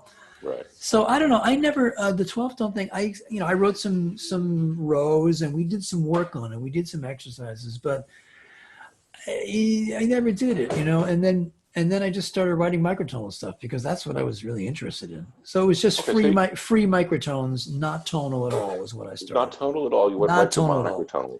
I Interesting. went to just, you know, just one pitch. And I did that. And my first pieces were, most of my stuff was like that. And I read very slowly, you know, because I haven't written a whole lot in a long time. Yeah. And of course, I'm picky about the notes. So it takes an out, you know. But anyway, the change for me has come over the last 4 or 5 years that, like the way your dad wrote an arrow down and was terrified. I was writing a piece for flute and trombone, and I got to a point where they both held one note in the middle of the piece. And then I went up a perfect major sixth. And I put it down. I can't do that. I thought, I can't do that. how can I possibly do that? That's going to sound so stupid, but I had to do it. And the whole rest of the piece is sort of much more tonally inflected. Like my wife says, no, it really doesn't sound tonal. I don't know how you're hearing that. So okay, to my mind, it's shockingly tonal. You can even analyze it. I've got chords written in it. This is a 2 minor Tristan. This is but they're microtonally off. But they don't sound like Mozart that's out of tune, because that really drives me nuts. That kind of I hate that. That kind of microtonality absolutely drives me nuts. I don't. So it's not that, but I'm really now, I find myself longing for the feeling of tonality, but not a tonal center. But the stuff, I'm writing a string quartet now. Well, you've heard the string quartet. You know, it's very tonal to my ear. One of the things I want to compliment you on, because you've sent me a few things and I listened to them with great interest, is that beauty of finding a new way to play tonality in a way that's so fresh, so beautiful, that it's reinventing tonality to me. It's interesting. I'm not the only one who's thinking about that. I have a student who I taught for a couple of years, who's now becoming a very important composer. I mean, she's got a PhD from Juilliard. She's got a Fulbright, and she is doing new tonality stuff. Her name is Sato Matsui, but it's called new tonality. It's a thing, but hers is very different. I didn't know that. Yeah, it's a French. You'll see. There's always a thing. Yeah. And she's very gifted, and her stuff is really quite extraordinary. What's her name? Sato Matsui, Matsui. Okay. Yeah, she's very gifted. But mine is hardly on that. It wouldn't be perceived as tonal as it doesn't slap you in the face, but it's like there are longings and memories. Who I knew about is Davidovsky, Mario Davidovsky. You know, I have a friend, Gary Philo, who's studied with Davidovsky, and he's turned me on to him. And I'm listening to his stuff, and he really, I hear the same thing in him in a way. He was back in the 70s and 80s writing really gnarly stuff. Right. Synchronisms for violin, and for instance, and tape. But it's got beautiful, beautiful tonality there, in a sense. That was a guy who had a real sense of something that you don't hear very often. So yeah, I'm trying to put those two things together. I'm not as interested in being completely flat out non-tonal. When I say tonal, I don't even mean tonal, because to me, I don't hear anything as atonal anymore. I think it's the way I'm serious. The way I was brought up, like a minor second on a piano to me is like a major third. Right. It might as well be. Right. In that instant. Right. It depends on what you do with it and how you interpret it and what's going on around it. Right. So there's no, to me, there's dissonance in a way of more tension, and there's, the release of that. So when I say tonal, I don't really mean tonal. I mean, you've found a way to, maybe it is a Tristan chord, but it's a little off. But then what you do with it isn't just an out of tune resolution. No, it's not. No, it's absolutely not that, because I hate that. It makes my skin crawl. So that's why I want to make that distinction. Yeah, I hear you. I mean, there's one place where like sometimes I'll have like, I wrote a piece for 4 trombones I was very happy about.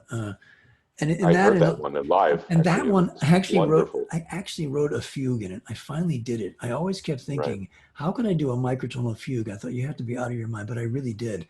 And what's the name of that piece, by the way? I think it's just called Trombone Quartet. I think that's it. Yeah. Is there a way people could find it? Because it's swung. I told you after the concert. Yeah, well, that was swung. That was the whole idea of it. Yeah. And I wrote it for Will Lang, who's an amazing trombone player. It's on my website, jamesbergin.net, whatever. Okay. Or you can, we got to promote. Yeah. Thank you. But anyway, there's a lot of parts in that where the 2 inner voices are doing parallel major thirds, but they're bigger. They're 433s. Okay. So they're bigger. Right. So, but they're going along the way. Just explain to our audience what 433 means. I'm sorry. I shouldn't have said that. A lot of people might, don't know exactly. Okay. Prescribing a number to an interval. Right. Well, one of our most important is bum. Quick explanation. Okay. So bum, bum. That's, a normal sounding, what we call a major third. Bum, bum. But 430 is bum, ba. It's a little higher. Bum, ba. So when you hear it together. 433 is the sense. Exactly. Yeah. There's 100 cents in a half step. Okay. Every Good half step's explanation. 100 cents. So okay, Because so some people don't know what we're talking about. no kidding. I know it's not fun, and I don't like math either. I don't want to do all inside baseball stuff. No So inside baseball, just normal sounding notes, but they're hyper. They're a little too right, much like that. But what's going on around them is not tone at all. So you have this clash of two things. It's I mean that kind of having voices move in thirds like that has been done throughout for music for hundreds of years. So I'm doing that old thing, but with an interval and then surrounded in a context where it doesn't sound the same. But that's right, I think what and I'm not doing this to be brainy. I'm just hearing it. Okay. right. That's important. I do none of this stuff because it's, oh, that's a cool idea. I'll take two 433s and mix them up with a thing. And now I'm just I hear that. Like when I wrote that major six, I heard this note up here. It said, there's a note way up there somewhere. And I wrote, it said, yeah, that's the note. And I looked and I said, that's the note? I don't want it to be that note. My brain wouldn't have let me write that note. It would have said, Right. you can't write that note. That's the old style. So it's coming from the ear, which has been informed by the brain of all those years of study. Your dad used to talk about soul control. Remember soul control? Yes. That's what it is. So soul control is what you get when you study the Schoenberg harmony course. Okay. So I find this fascinating. I want to dig a little deeper into soul control and Schoenberg. Schoenberg was kind of a wet rag in a lot of ways, like A what? like a wet rag. In How so? it's like, well, the 12-tone idea, and you got to do it this way. And it's like you go from A, the Palestrina, to C, to this, to that. Oh, yeah, yeah, yeah, You yeah. know, Yeah, yeah. and then at the same time, Berg wrote his violin concerto, which is so romanticized, but 12-tone, Yeah, obviously using his ear. yeah, And then there's people like Elliot Carter, who I think came out of certain ideas of serialism and this and that, yeah, but then just used his ear and his yeah, intuition yeah. because of his studies. That dichotomy of like strict procedural increments of growth and this kind of idea of lofty soul control, or whatever you want to call it, finding Right, that weird interval that just makes something jump. right, right. That's a mystery to me. It's a mystery. Yeah. Can you Because talk a little bit about but that? you can't control it. I mean, you can't make yourself write something that swings. You can have all the training in the world, but Right. it's a mystery how it happens. That's exactly what the huge part of what I learned. And I think the thing is, what I like about the Schoenberg course is that kind of thing happens in the very beginning. That mystery Explain of that. well, you're writing a harmony line under very strict Right. guidelines, and yet you make a certain choice, and then, All of a oh, sudden. whoa, wait, all of a sudden it becomes something expressive. How did that happen? That's a mystery. Why is that line expressive and this other one is not? And And your they're dad both was, right. they're both right. They're both correct. Right. Absolutely. They're both correct. But one of them has, Grammatically speaking. Yeah. or the kind of change I learned from watching your dad work is your line would be fine. He would change one note, and all of a sudden the line would be something different, and you couldn't deny it. So then you said, man, my lines have to feel like that. So whatever it is, I gotta find stuff that excites me when I hear it. I guess when I'm happy, I write music very slowly, right? But Mhm. but once it's written, I don't go back. If you look at a piece of that trombone quartet, I don't go back and think, oh man, that note is really bad. Why did I ever let that? Never happens to me. I hear it, I go, Wow. yep, that was, yeah, really. That was So because you because took your time into really choosing. I take so much time that I've heard it so many times. It's like Joe's thing. You play the piece 500 times. If you can hear Right. it 500 times and it still thrills you, it's probably going to thrill you the thousandth time. If you get to 500, it's probably something that's not going to go away. Interesting. It's the 500 test. That makes sense. I And don't that's know the if you way I remember. learned. That's how I I, study I with your dad. I don't know if you remember my friend John McClellan, the drummer. Of course. I play with Okay. him a lot. Remember, I played with him at the Willows several times. Yeah, Oh, you did? Okay. yes, with the pianist who used to rent out the Willows. Your mom came and sang a couple times. Oh, The guy in Cambridge with his wife. You remember? Yeah, yeah. I can't. I'm forgetting his name now. I played many times with John McClellan. but his we used to talk about because we used to talk about improvisation a lot and how to work on it, and it was like it became a numbers game. He's like, let's work on this wrong idea 500 times. Oh, wow, are you serious? Yeah, because if you could do it 500 times and you can't fix it, all right, then maybe it's really a wrong idea. But if you could fix Wow. it once, you could fix it 1,000 times. Wow. Stuff like that. Like Wow. we work on these stupid ideas that aren't so Wow. stupid, but Yeah. Yeah. Yeah. getting back to microtones, what attracted you to it? Was it just the fact that my father was doing it and therefore it was a gateway in, or was it something that always appealed to you? No, it goes way back, and it's a nice story. So Okay. your audience will have to know the song "California Dreamin'." Yes, Do you know it? Okay. I do. So it's a minor key song, first of all. So I'm already good with it. And there's a little bridge in the middle where there's like a recorder that plays, Yeah. and it goes. Do, do, do, do, do, do, do, do, do, do, do, do, do, dee, dee, da, da, da, dee, dee, dee, dee, dee, dee, dee. Okay. I heard those notes as a 10 or 11-year-old. I was playing guitar and I was always trying to figure things out offline, right? And I go, and I knew it was an E up there. I thought, wow, could not find that second note. It drove me nuts. So it Right. was years before I realized, oh, it's a microtone. The guitar has only half steps. The guitar can't make a pitch that small. I think because then Ravi Shankar started becoming big. The Beatles Right. introduced Sure. music. I saw Ravi Shankar in Symphony Hall in 1967 Did with you? Ala Raka. Oh yeah. It was, So, and my uncle, I had an uncle who lived, my mother's brother was a really cool guy. He was a bit of a What was his name? beatnik. His name was Tuck. Yeah, you Huh. never knew him. I didn't And know. I never met him. he was a hippie beatnik. He was a beatnik in the 50s, a hippie in the 60s, Hmm. and he lived with us. And he had a vast record collection. Again, this is going back to records, right? I have all these records of, Turkish music, music from Afghanistan, music of the Ottoman Empire. So he would play this stuff. So I heard this in my house all the time. Okay, So I want to interrupt one more time because I want to tell the audience how special that is. Once again, the internet has allowed us to see music from Morocco, music from here. All right, I want to hear some Berber music. Great. no Look it up problem. on YouTube. Yep. Back then, it was so hard to find. You had to have a hippie uncle who was a beat Who who spent all his collected some money on strange records, records. Yeah, Yeah, he didn't have yeah, a yeah. job and he just bought records and Because yeah, how else would you find that? So just yeah, want to put this in yeah. context. And my Keep public going. library, I will say my public library was also a vast source of records. Right. I got some world music from there. But yeah, it was when you found a record, it was priceless and it cost 15 or 20 bucks and you bought it and you played it 1,000 times. So that, Yeah. yeah. So yeah, that music always felt the music I wanted to write. So microtones were simply, oh, that's what you want to write. That's what you've been listening to your whole life. Okay.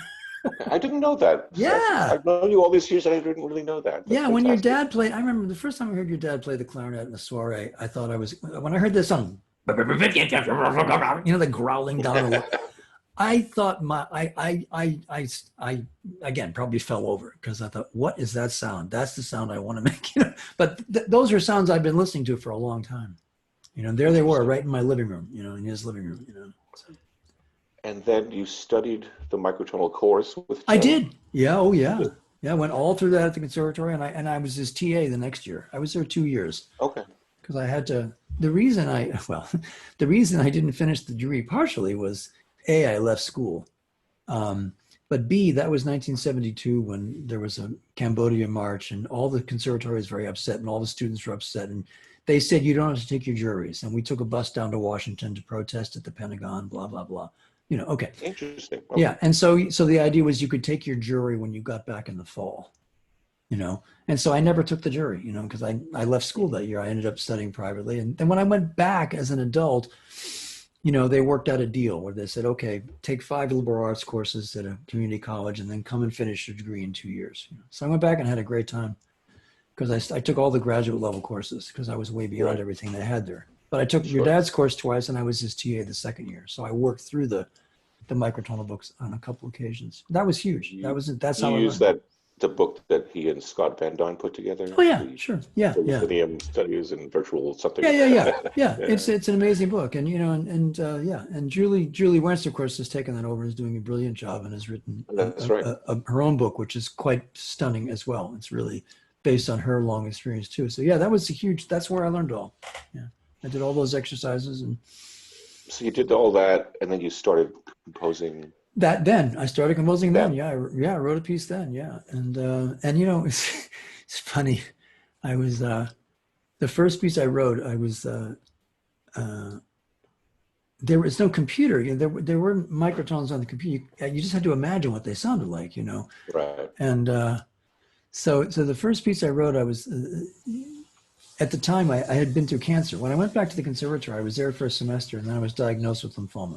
It was kind of fun. Right. I had a full-time job and was going full-time school, and had 4 or 5 kids and 4 kids, and Actually, I had I cancer. wanted to talk. I wanted to talk about this because you had a very big family. How Yeah, many children? Was I it have 5 altogether. Yeah.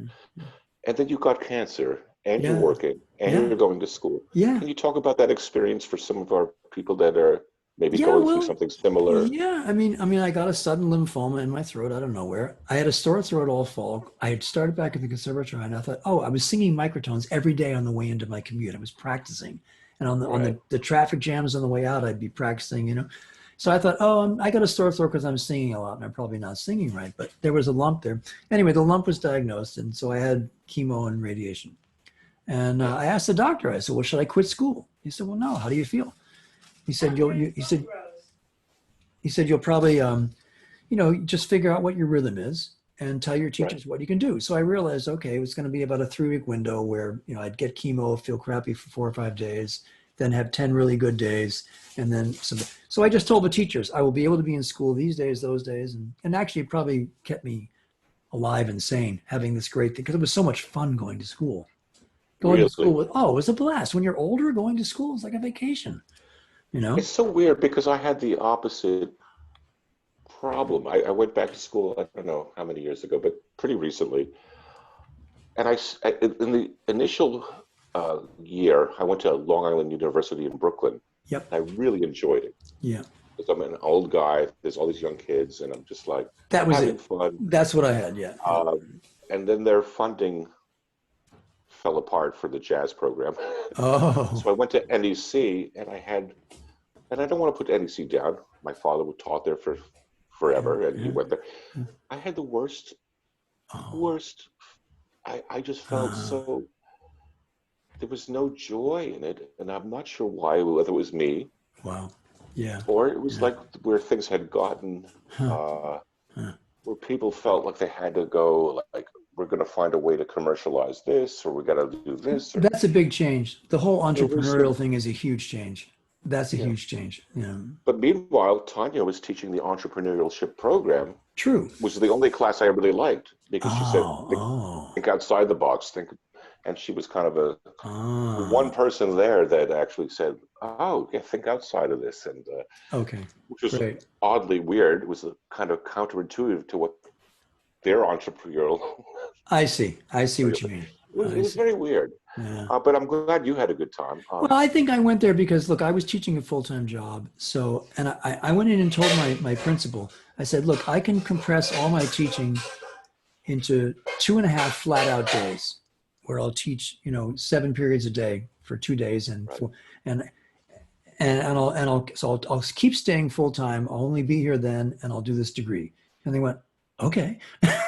So I was very focused and I went in and I took all classes I loved taking. I took Kogan's theory class. I took all the Right, Labyrinth right, class. I took all the ethnomusicology classes. It was fabulous. which was like, So it was kind of like a midlife. It was like at the point in my life when I could have been getting bored, I was getting all this new information.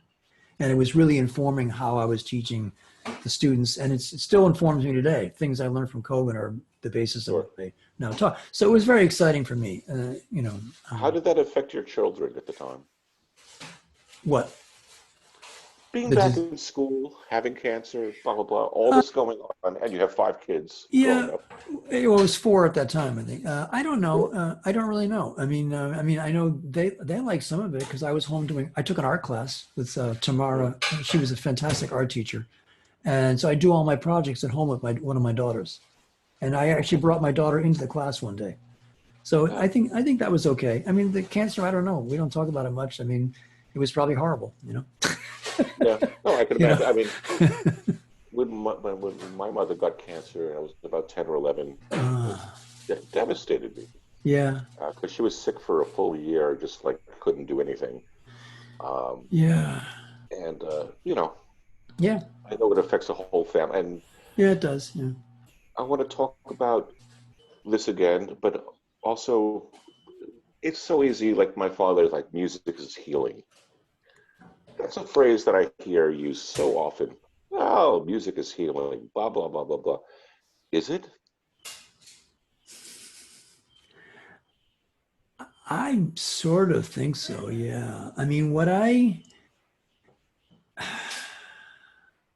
you know, okay. So your dad also used to play nursing homes all the time, right? And he dragged me to them too. I went to the Me too. nursing home, and I learned, right. And what I learned in the nursing home, there, like I would hear him play, and it was when he would play, just like I could almost see the sound reaching out and grabbing somebody around the throat, in a good way. It was almost physical, the sound. And I would experience that too, where I'd be playing and I'd look in somebody's face who didn't look that great. They're in a wheelchair and they're looking, and all of a sudden I'd forget about myself, and all of a sudden this amazing sound started coming out of the instrument that I Really? never got. Oh yeah, yeah. There was a time. There was a time. This was really when I was very self-conscious and always analyzing, wanting to be great and getting in my own way. And we went to this nursing home, and it was in the middle of the day, and your dad or your mom had packed a little lunch, and we had a little picnic in the thing before, and your dad had a beer, and he said, "You want a beer?" And I went, "Beer at noon? All right." I had a beer. So I was feeling a little woozy even. I don't play well when I have beer. It doesn't work for me, right? So I thought that Right. was dumb. Why did I do that? Now I'm going to play worse than ever. And we went Oh, in, and we're playing for people, and your dad says, "Hey James, this guy wants to. This is. He had a name. Your dad knew the guy. Your dad knew the guy, and he said, you got to play for him. His favorite song is what do you want to hear?" He said, "Oh, Home on the Range," right?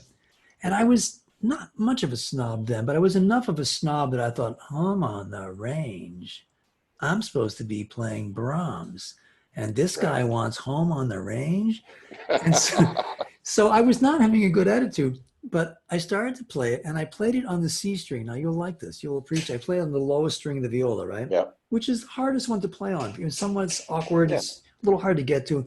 I don't know why I picked the C string, but imagine that key. Da, da, dee, dee, dee. I started playing it. Oh, this is so dumb. Then I looked at his face, Uh, and I started playing. And without all of a sudden I looked at myself going, "Whoa, what is happening? You are playing like you're playing like your Heifetz right now. The sound is coming out. You can't do anything wrong. You're not struggling. Your vibrato sounds amazing." And then I played the whole thing. I was so happy playing it, and he was happy. And I went home and I was so happy. I thought, great, I finally cracked it. Now I can play. Now I'm always going to sound good. And I finally got through it. I went home and I played the same crappy way. And I yeah. was so discovered. I realized, oh, wait a minute, something happened there, but I'm not there yet. Whatever is going on, it's not about my technique. It's something about my attitude that is, I haven't figured this out yet. But that was That's a really magic. defining moment because the sound that came out was Yeah. otherworldly. So yeah, I think it is. I think it is healing, At least Okay. that part of it is. That's what I think about. That's I mostly do what I too, think but about. I like to question things and just try to feel how people feel about it. Yeah. What was the first piece you composed that you were like, yes? Well, I've sort of, I mean, I guess you like all of them. If I keep it at all, it means I like it, right? Yeah. So the question is, I think maybe I would think that as being, which piece do I still love to go back to? Hmm. Because sometimes you write something, there's some early pieces I wrote where, yeah, I remember what I felt then. I remember I was excited about that. I don't care if I ever hear that again in my life. Hmm. So, so I think, yeah, so I think maybe the first piece is, I wrote a piece for uh, let's see, violin, viola, the violin viola start off, and they're not happy. Okay. They're not happy. And then, and this is based on something. So there's a program here, but I'm not going to say necessarily what the program is. But the reason this form appeared is because there's a program in mind. Okay. So then I wrote a drum set starts very softly. And of course, this is inspired by you and all that, and your dad and what. It was that kind of drum set sound, all right? Right. And I actually notated that. I notated the whole thing. I wrote for drum set, which I'd never done before, Right. you know? And again, having Sibelius by then, you could actually hear it, so it helped a lot. Right. So this drum comes in, and then basically there's a story in the Bible of the angel standing on the tomb when it's been opened. And that was the picture. Yes. And it's an alto sax who blows his brains out. And that's your dad. That's exactly what was in my mind, was that the way that was what I was thinking. I got to try to get that kind of feeling. And then the piece goes to another ending. And so that one, I think maybe is the first one. I still love to hear that because it was an inspired idea. And I feel like it came out okay. When I hear it, I go, yep, that does what I wanted it to do. So I think that would be the first one. Yeah. And how that piece came about. It's a similar story to my father's piano concerto, the third movement. Oh. He used to talk about, he didn't know how to start the third movement, and he was in Tanglewood, I think, at the time. And there was a rainstorm, and it was like, and it's like snare drums. He had 3 snare drums. Great. And he's just that. That's so great. Yeah. You know, I was there for all that. You know, Gunther Schuller, he had a reading of that piano concerto, right? That's still the best tape of it, by the way. Yeah, and I was playing in that. It's better than the one that you were at the American Alice Symphony. Tully Hall. Yeah, it's much better. You're right. It's much better. Unfortunately, it is much better. I know. Yeah. Actually, this is a fun story, since we're reminiscing. The Alice Tully Hall concert, I remember even minutes before things were going, all of us backstage taping together pieces of music. Yes. Can you talk a little bit about that before computers and everything just printed out everything perfectly? Like how painstaking that was. Yeah, you had to write everything by hand. I mean, we used for my motet, when I wrote the motet, the process was you sketched it all and then you wrote it. Then you wrote it on onion skin paper with ink, with India ink. Right. Onion skin paper. And you couldn't make a mistake. If you made a mistake, you were dead. You sort of had to start over again, you know. Yeah. And then you took it to a printer, and somehow they printed it. You know, there was no Xerox, and your dad's handwriting was difficult. You know, I mean, your mom used to copy. Didn't your mom copy a lot of things? I think your mom. We all did. All of us did. Oh, okay. You know more about that than I do, but yeah. It was the idea of issuing parts. I mean, copying the score and then having to copy out the parts. You know. Copy out the parts was just crazy. I mean, one time I had I knew a guy I worked for at a music school was a film composer named Richard Robbins, and he worked with Merchant Ivory. He was Merchant Ivory's composer. You know Merchant Ivory, James Merchant and James Ivory. Okay. Yes. Yes. The Europeans, Heaton. I don't know. Anyway, he was their composer. So at one point he asked me to help him out. This is actually a great story. They did a film called Jane Austen in Manhattan, which was a film about a fragment of a novel Jane Austen wrote when she was 10 years old. And that actually exists. And then these 2 theater companies are putting it on, and one is modern and one is very old school. So he was supposed to write some Mozart style music for this stuff. And he asked me to orchestrate it. He had like 4 or 5 things. And they were pretty much really a melody and a bass line. I ended up actually composing them a lot, you know, because it was more than just orchestrating, because there really wasn't much there. And I remember at one point he had a typical Mozart sort of counterpoint sequence thing happening of suspension, dissonance, and I had to change it all because it was all wrong. And he looked and said, "Well, what did you change that for?" I said, well, it was wrong. I just said flat out. And he kind of looked at me like, who the hell are you? And I didn't say it obnoxiously. I just said, of course, you know this. It's wrong. That's not how it's done. But anyway, I had, of course, a week to do this or something, or 3 days. You know, it was going to go to the studio on Monday. So I spent the weekend doing it, writing it out in the score. And then I had to copy all the parts out after I'd written the score, because you know, right now you just issue the parts from. So I was doing it so fast I was barely checking it, and I had nightmares that they were going to get into the studio in New York, and the horn player was going to go, "What the hell is this?" You know, but it worked, and I actually, you know, got the recording. But that's what it used to be like. You had to write the whole score, then copy the parts, and what a disaster, you know. Yeah. I don't miss that at all. I don't have any romance about the handwriting parts. No. Um, so you marched in 1971 or two. You Yeah. marched. Yeah, well, we protested. Yeah, You protested. yeah. What do you think of the protests today? Well, what's interesting is that this is at my school. I now teach at a public charter school in Adams, Mass, called BART, and there's a teacher there who runs an entire year-long course for juniors on the Vietnam War. It's a full Okay. year. She developed it, and every year she asks people to come in and, you know, and talk. And she's asked me a couple times because I'm old now and I was there. And it Yeah. used to be, and I just did it now, but about maybe a week before the pandemic, about a week before quarantine.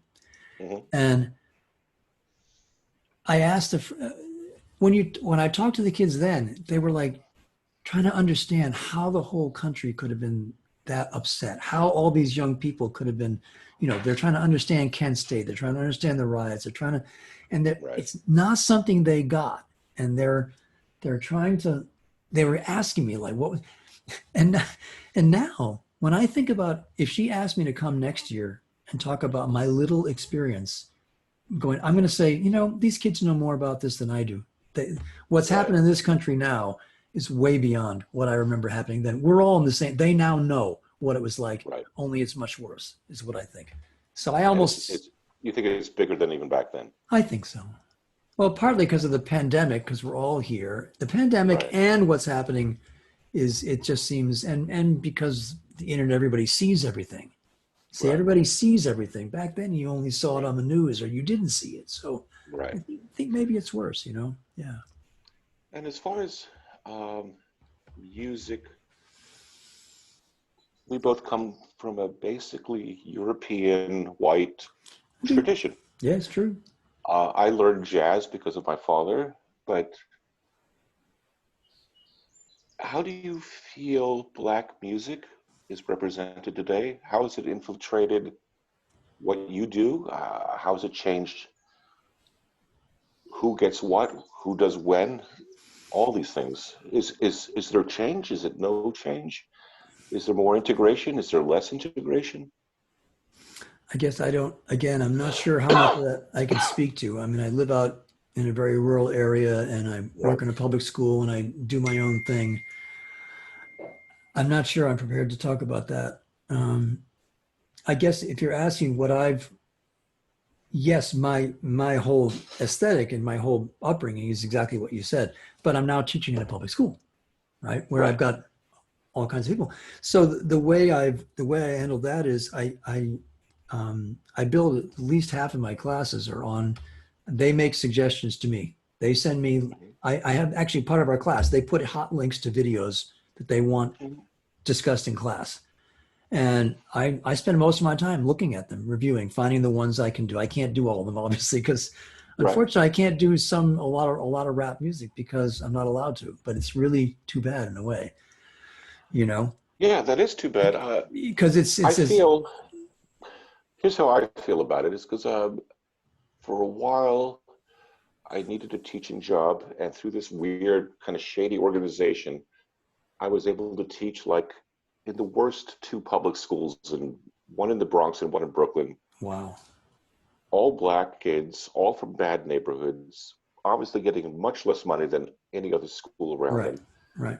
And I had 30 broken violins, and I had to try to fix them up and try to teach them something. Yep. Um, and when we talk about systemic racism, and that's a phrase that's been used a lot, I think music is the same thing. There's Mm. systemic racism in music, there's systemic Yeah. racism in police. Yeah. Uh, I had to learn how to teach much differently than I ever would have. Right. And it was a big eye-opening situation. And I do hope that we could talk about rap or this or whatever it is African music, any kind of music, in a more symbiotic way with everything. Yeah, That's one thing as an improviser, I've been very fortunate to enjoy the sounds of Miles Davis sure. and at the same time Japanese court music, Yeah, gagaku, sure. or Exactly. Yeah, yeah, Indian classical music and this and that. yeah. And especially as a person who's been very fortunate to travel and see Right, other parts of the world, right, right. what an eye-opening situation Yeah, that is. yeah. Do you think that has a future in academia and music now? I think so because everyone's talking. I found out that what I'm doing. Some of what I'm doing. I don't have a music education degree. I don't have an education degree. I didn't study any educational Right. theories, but I now read. Because I'm in the school. I get the National Music Educators magazine, which actually has lots of really good stuff in it. It's much better than I would have thought. I was pretty snotty about it first. I opened it, went, oh, that's good. And then, but sometimes I open it and I see, oh, that's what I'm doing. Like, like there's a concept called modern band now. Do you know what modern band is? I have no idea. Okay. I go to a school, it has 330 kids total. I've got Right. an ensemble, maybe here's a kid who plays guitar, a kid who's had 3 years of trombone, a flute, and a piano, and a drummer. So I just figure, oh, I can do something with you guys. So I write parts for them and I get them to play. Well, guess what? That's called modern band. Okay. That's a thing now in education, and it's a whole area. So I was just doing it instinctively. So another thing is you're supposed to bring in cultural relevance to your classrooms, right? So okay, Yeah. I could do a lot of reading about things, but actually it's easier. I just tell the kids, what are you listening to? Bring it to me. Right. Yeah. And then I feature that Absolutely. in the class. And if I can't play it in the class, I talk about it with the kid. I say, this Yeah. is a great song. I mean, I don't not talk about it. And actually, as I get to know the kids more, I let more and more go by. So if there's bad words, I go, we can deal with that, right? You're okay with, all right. But there are some words I can't have them be said in my classroom. Of Okay. course. Yeah. And I so, understand. so when that happens, but there's some kids who that's all they listen to is songs where I can Sure. almost play nothing. So what I do is I go, hey, you know what? I can play the first minute and 42 seconds of this song. Will that be good? And they go, Right. sure, play whatever you can of it. And I'll often talk to them about it personally. I'll listen to the whole thing. I say, look, you're not going to offend me. Right. You can submit any song you want to me. You're not going to get in trouble. So I'm trying to sort of, because I need to know what they're listening to. I don't know what they're listening to. Right. And what I loved about this job, you'll like this, is that I listened to no pop music from 1971 on, none. Right. And so when I get I all know these, that about you, actually. I do know you that know that. about you. So all these, when these kids suggest songs to me, I'll go, I've never heard it. They go, what? You've never heard Stairway to Heaven? No, really, never. Really, this will be the first time. Like, I mean, there's so many songs I've learned in this job that I now adore, that I Right. never heard. So I try to share that with them. I hope that they are okay with. To me, look, you bring me stuff I've never heard it. I'm going to bring you some stuff you've never heard. Right. Is that cool? So I figure I have to model. I have to be excited about their stuff. I love K-pop. I know more about K-pop now than you can possibly imagine. Really, That's because I good. have some I believe it. diehard fans who really know the genre. I'm going to ask one more question, and then I Okay. think we should take a break, and you should play your clip. Okay. And then after the clip, I want to talk some more, actually, if you have time. Okay. I will. I Do you have will. time? I do. I'll push off one person. I have a 2 o'clock Zoom, but I can probably reschedule her easily. So. Okay. So one question before we play the clip. As a baby boomer who you guys are kind of defined by activism in your early stage, Yeah. is there a place for you in the activist court right now, or is it for another generation? Huh. Wow. I wasn't really. I mean, yeah. I wasn't much of an activist personally. I never was. I would say. Okay, I did the Okay. one march because all the kids from the conservatory went. We took a bus. Okay. We marched up to the Pentagon and sang Beethoven's Ninth as we got arrested. Yeah. Big deal. It wasn't any. I got disillusioned with politics very early on. I Hmm. think I made phone calls for John Kerry in 1972 or three or four or something. Really, Right. and Yeah. something about it totally disillusioned me, and I've almost never had it. I don't think I'm much of an activist, but Yeah. I feel like at my school there's a lot of energy going on there, and I'm part of that, and that's where Okay. we're going to see it. I think. Yeah. Okay. So yeah, Fair enough. in my So little, talk about yeah. talk about the clip you wanted to play and talk about why you want to play it first. Oh, yeah, the clip I want to play is something that no one's ever heard. That's why I think you might get a kick out of it. And I Mhm. taught at a school for 18 years, a high school in Lexington. And in 1989, I was starting to really, I'd been there for 6 years. So the culture was kind of coming around. And I was improvising with some of the students. And we developed this improv. And we were going to present it at a big arts festival in the school gymnasium where the art director makes a huge set, and he built anyway. And your dad, I think Abraham was at the school at this point. My younger Abraham was brother, Abraham. attending the school, your younger brother. Yes. And so your dad was going to come. I think he probably read a poem. I think he probably was on this program, is my memory. Mm-hmm. But anyway, your dad and mom were going to come. And I said, Mm-hmm. Joe, we're going to do an improv. Why don't you bring a clarinet? And he was like, I want to still. But he brought it. And, before the show, he sits in the front row. He never rehearsed it, ever. He never heard it. We never said a thing about it. And when time came, I said, okay, Joe, come on. So he comes up, and we had this set that was on many levels. So we were all like far apart. It was really fun. And he sat there, and it's a 13-minute improv, which I'm only going to play the last 3 minutes. But it starts off with a drone, like a Middle Eastern thing. I was playing acoustic guitar, and then I shift to piano. And he just plays one or two notes. But the notes he plays are so shocking. It's like, he just picked the first, like, actually it's what you said. The first note he played was like a major sixth or something over the thing, or a minor second, something. And that was what he kept doing the whole, whenever he played, it was all about that. And all of us sort of picked it up without knowing it. But literally he played like one note. You just go, so there was a singer and a drummer and a bass player, a 8th grade girl playing a fluty thing on a keyboard, and Jason Goodell playing keyboard. Okay. And he held back. And the singer was kind of like your mom. The way your mom sings is the way this girl sings. Her name is Erin Jade. Total natural, completely abstract, totally uninhibited. She did things with total snake time rhythm. I mean, rhythm is hard to pin down. Okay. At some point, this bass player is taking a solo, and then it empties. He's kind of done. And your dad comes in and just blows the roof off. He finally, because he didn't want to cover anybody, but it was clear, okay, everybody's done. There's nothing happening here. Only what he did was he came in like a whole step higher than the whole piece had been in.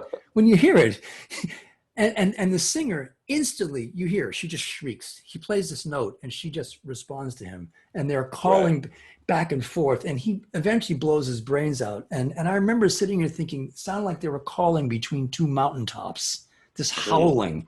And it's just, he made everybody, somehow what he did, the few notes he played affected everything we did, even though he only played a couple notes up until that point. He played very little, But I just think this is working with inexperienced high school kids. These are not jazz players. These are just, okay, so I'll play you the last 3 minutes. Okay, cool. Thank you. I will share the screen, and I will do the thing where we make the computer sound, so you'll see it. And you'll see a picture of him. This is a picture you're familiar with. I made it for the background. So you can see that, right? Yes, I see. Okay, here we go.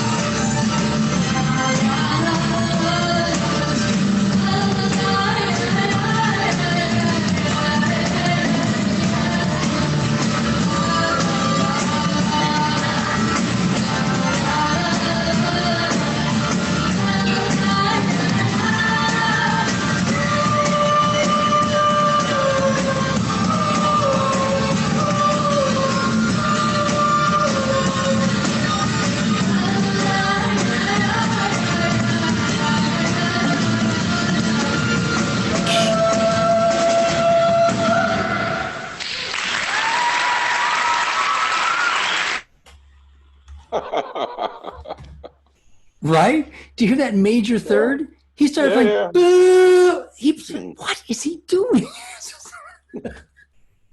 You hear it's just like Well, this. Yeah. what I love about it, and I still use this to this day in everything I play, is disdain between the major and minor third. I think he really had a disdain for both. So he used both constantly Yes. in contrast and Yes. then in between. Yes. That's And I yeah. still Yeah. use that very often because Wow.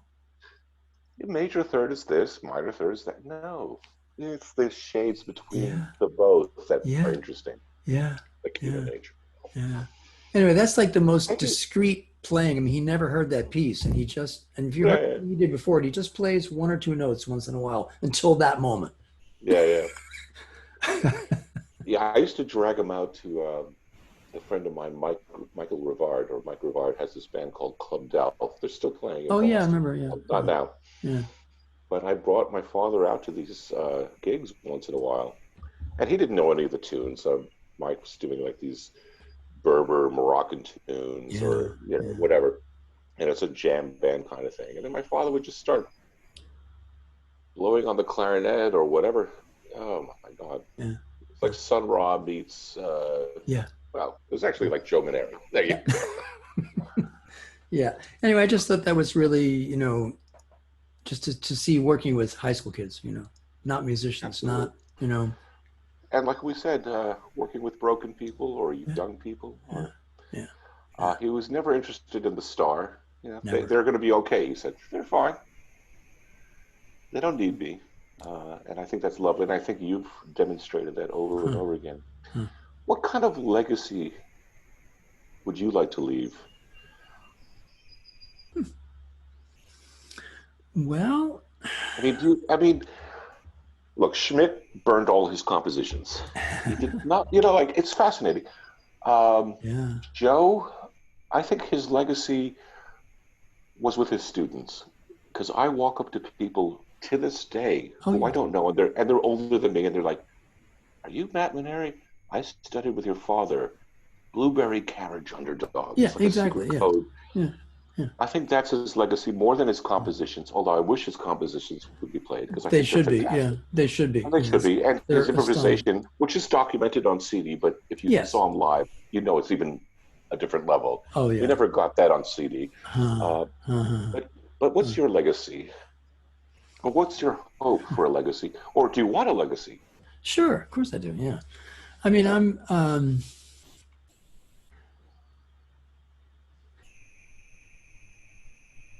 well, I like that. I mean, I like what the kid who played the drums said, that you got me out of my basement. Yeah.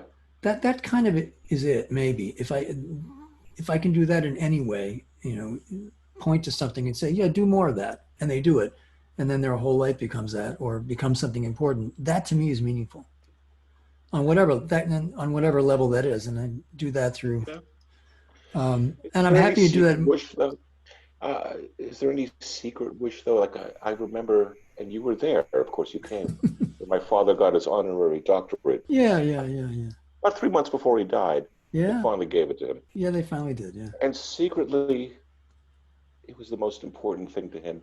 really. Outwardly, he said. Uh, Outwardly, he'd be like, "Oh, fuck NEC, blah blah blah." yeah, yeah, yeah, yeah, yeah, They yeah, mistreated me all these years, but yeah, yeah. secretly, Uh, I think that's yeah. all. It was kind of a Mr. Chips moment in a way. Huh. Yeah, yeah, yeah, yeah, That he yeah, got that yeah, little stupid piece of paper that yeah, validated all those years of like being the outsider. yeah, Is there yeah. some kind of secret wish in your heart like that? I don't know if it's secret. I mean, I guess well, I guess, see, to me, I mean, this really makes me very happy. This is my Yeah. book, right? And, Yes. and this is, there's the people, right? Well, here's the thing.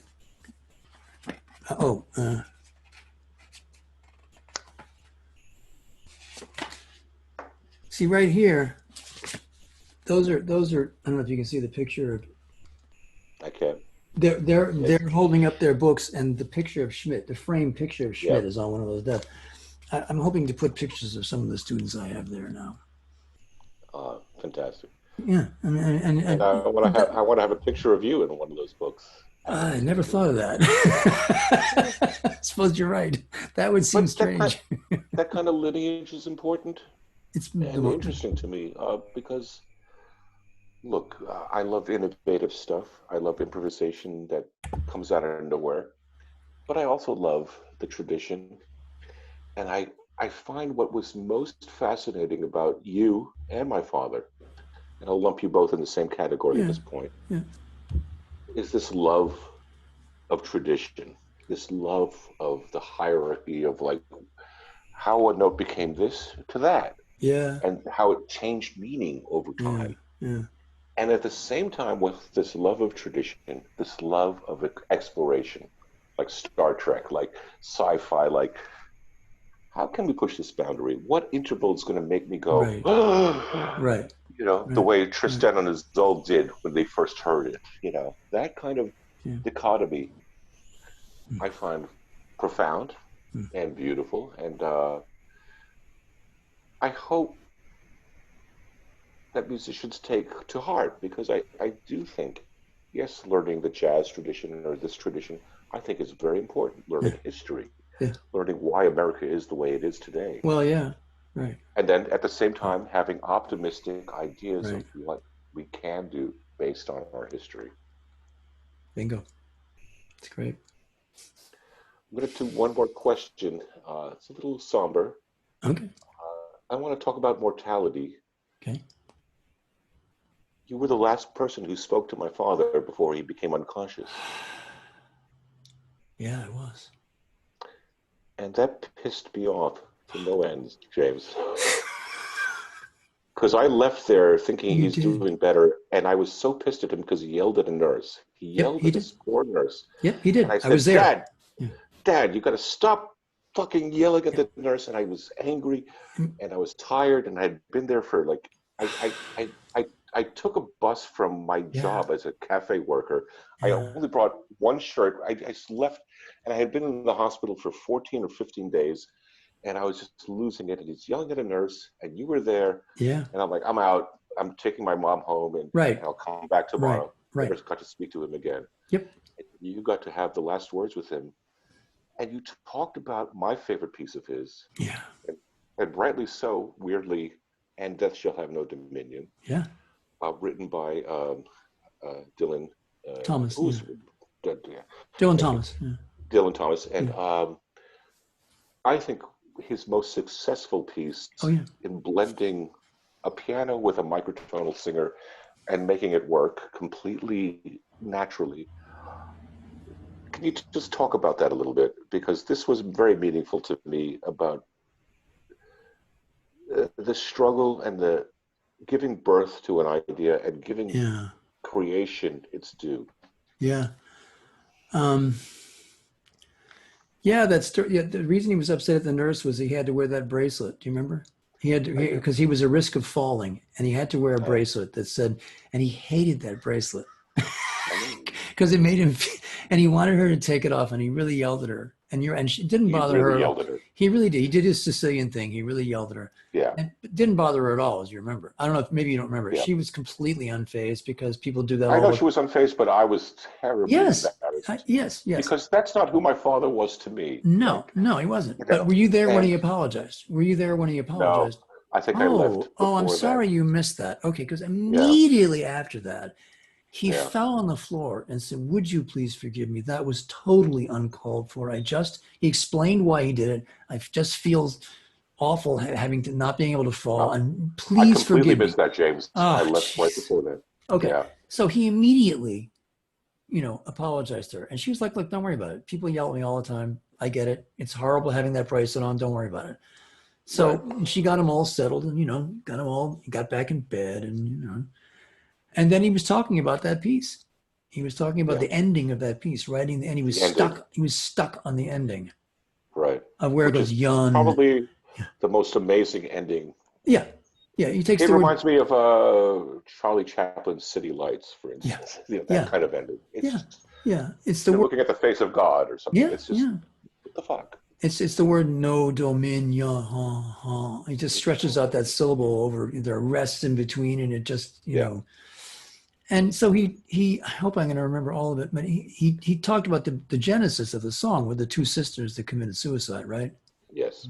That was what The it was mother and about. daughter. The It was mother a and mother and daughter. daughter. The mother and Yeah. daughter. So Which is tragic enough, of yeah, course. it was. And so that was the and he was struggling with the ending. Shoot, now you're putting me on the spot, and I forget. Well, Do you remember the story? what I remember you telling me was you telling me about him like saying, James, so right in the ending, and these are the words that really stuck with me. Yes. It was so hard, Oh, yeah, so hard. I struggle, you know, like, and just that yes, feeling of like that last maybe 2 minutes of the yeah, piece mm-hmm, yeah, being the hardest thing he ever did in his life. yeah, yeah. And somehow he was, And then this is the end of his life, which yeah, is to yeah. me It was pretty, yeah, weirdly. yeah, yeah. Can you talk about that just for a second? Well, I mean, yeah, he was just talking about it, and he talked about how he got the ending, how it finally came to him. I think, and was he walking somewhere? Was he walking down a mountain or down a trail or something? Maybe. He was doing something, and all of a sudden it sort of came in that it's just going to end. But he always had trouble with endings. Mm. you know. Yes. I mean, he says endings are hard. He always said the ending is always hard. That's the thing I've heard in every piece. The ending is always the hardest part because it has to. The end is like, why did you write this whole thing? Mhm. you know, and he talked about the ending of Ephatha. You remember Yes. that which is based on the story of Christ healing the guy who's deaf. He makes a Right. mud picture and puts and he talks about the moment when the guy gets healed is when the clarinet blasts this long note that lasts forever. Yes. And then after Yes. that, it ends like this. Boop, Yeah. boop, boop, boop. And he's Exactly. like, what the hell are you going to say after you've been healed? What are you going to say? There's nothing Yeah. more to say. It's so funny, which was a great ending because he had all these other endings for that he wanted, but Yeah. he Yeah. just Yeah. ended with like, oh, well, okay, it's done. Healed. Yeah. I also, yeah, all of his endings except for a few were eerily like that. Like the piano concerto, the very ending is like all the shit's going on, and then it's like, duh, Exactly. what? Exactly. It's like I give up. But we would end our songs like that when we improvised. You know, we'd go to the Willow or any jazz club, Yeah. and we'd be at this extreme thing, and we could do the whole thing where it's like bang, bang, 5-1. Right. He loved this kind of like,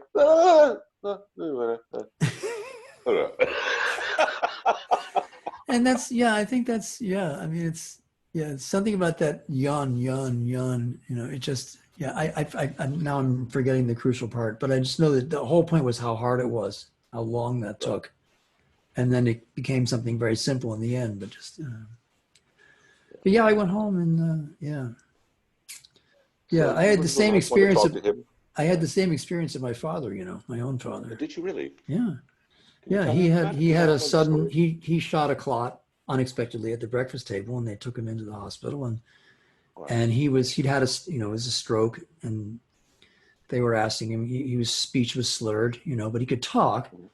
And then it was kind of the same thing. My mother and I, we were there with him, and they got him settled, and um, and uh, and we were going to go to lunch and come back. And Yeah. so just before I left, I said, "I love you, Dad," which I'd never said in my whole life ever. Really? Oh no, never. Really? No, my family never said stuff like that. They didn't. They Okay. weren't kissy. And Gotcha. I thought, oh, that was really dumb. The one time you've already used up the one time you're going to say you love him, and you already blew it. Now you can't say it again. That's how idiotic. We went back to lunch, and when we came back, he was in a coma. Never came out. Wow. And none Wow. of my other siblings got to say anything. So they had sort of the same experience as you. They Yeah, never got to say lucky. goodbye. Yeah. So I don't I, know. I I feel ended on a very bad note with him, and that's that's so sad. Yeah, it's it's really. weird. Yeah, It took me a while to get over. It took me yeah, a while to get over because yeah, we've always been close, but we've also been very, our whole yeah, lives, yeah, as father and sons are. yeah, yeah. Um, but speaking of endings, we're going to end with what has been created out of all these situations. The Boston Microtonal Society, Well, he did that. Chow, Yeah, yeah, yeah, yeah, Chow, which you yeah, did, And what Yeah. other organizations? Can you talk about each of them and what you're working on? Well, the Boston Microphone Society was his idea. He started that. I was involved in Right. the beginning of it and then wasn't involved for several years and then became involved in 1996 or so when Julie Wernz and I kind of revived it. And, we did a bunch of concerts for a bunch of years and then it just got to be too much, Yeah. it became too hard to get people and too hard to find money. And, but we did a lot of good stuff. Um, Mhm. and develop, there are people who play microtones like they're nothing in Boston because of it. Absolutely. And so I wish somebody would step up, some young person would get on fire in one of Julie's classes and have a whole burn to take that because the organization is sitting there waiting for somebody to do something with it. That's what I Right. would say. But so that's kind of moribund at the moment, unfortunately. But Okay. I Julie's didn't not. know that. Julie is far from moribund. I mean, she's, her microtonal She's doing a lot of classes. work. Yeah. Yeah, her microtonal class is full. She's doing great things. She did a great Zoom recital of all the compositions. There, Wonderful. there's a whole lot of people who are And learning just about so our microphones. audience knows, her name is Julia Wernz. Whereas, yeah, Wernz, yes. and she Okay. teaches at the New England Conservatory and at the At Berkeley Berkeley. as well. Yeah. She's Yeah. and And she wrote a book too, right? She wrote a book. it's called Steps to the Sea. It's a very beautiful book, and it's the prep. I know I recorded some You did, passages. for and that there's as so much. That's examples. one good thing about it is that in Joe's book, all the examples are done with a MIDI flute or something, which is fine. Right. You can hear the Yeah. pitches, but in her book, we've got you playing them, which is really astonishing. Yeah, it's a very great book. I They're had both fun doing that. great. I really had fun doing That's that. really Yeah. great. Yeah. And talk about Chow. Well, that's called the Community Intergenerational Action Orchestra. So, it's a community orchestra. I've got adults and children playing in the same group. That's the intergenerational, and we try to do stuff. I don't want to just do concerts, to play a concert. So we played and when we were active. We haven't been able to do anything because of Corona, but we go to a nursing home once every month and just do an open rehearsal. I don't even, not even a concert. I just go and I rehearse with them and I talk to the people and say, okay, they need to play softer there. Are they soft enough there? And they go, no, they're not. Let's try it again. They try to have that whole thing comes right out of Joe. And we raise money for causes for local ministries or for food pantries or we did a thing for a girls' orphanage in Uganda that somebody had a connection with. We've done things, so that's the idea. That is to. That's beautiful. And I I have really people think writing. that's an extension of the soirees and that. Totally kind of is, and I have community people service. writing. I have people writing music for Gary Philo and Amy Reich have written lots of music for them, which we premiere, and Fantastic. we do a whole variety of music. I do some of the stuff from the Harold Branch book, that would be some ethnic stuff that I arrange. We do. I grew up playing, Yeah, I know. So we do a whole range of stuff, and that's the soiree business too. That music isn't just classical or isn't just jazz. So, and that's been going on 2014 now. So, Okay, fantastic. Yeah. Are there any other organizations that you've started or working on? Nope. Okay. No, I don't think so. Yeah. What's in your particular future? What do you want to see in the next 5 years for you? That's a good question. I don't know. I mean, I'm just really enjoying the teaching school. It was a whole, like a Rip Van Winkle. I didn't teach for 15 years in a school. And then I went back to teach in a school. And it was a public school. And also education has totally changed then. So it was a real stressful few years. But again, I've been there long enough now so that people trust me and kids are willing to come out and do things. And we've done a lot of great stuff and it's all shut down because of the pandemic. So I'm kind of not sure what's going to happen. I mean, when I go back to school, I won't be able to have choruses. I won't be able to do a musical. I won't be able to. So I don't know. I'm right at the moment. I'm not feeling real good about it. Trying to get excited about virtual stuff. I mean, I'm just recording things virtually. That's all I can do. That's keeping me alive is doing these little homegrown recordings with my family and friends. I think most musicians are. So I really don't know what the future is. You ask me right now, without the pandemic, I'd have a lot to say to you. I mean, I'm 67. I don't know how long I want to keep working this hard, but but I really enjoyed live. I know probably 500 or 600 songs that I didn't know 4 years ago. Wow. That of all, and kids now, because of the internet, they listen to classic rock. They know things from the 70s. It's not like they're only, and what I find interesting, maybe this is the thing that excites me most about the job, is that when I ask a bunch of eighth graders to submit songs to me, almost nobody knows any of the songs that the other kids are submitting. very often. Interesting.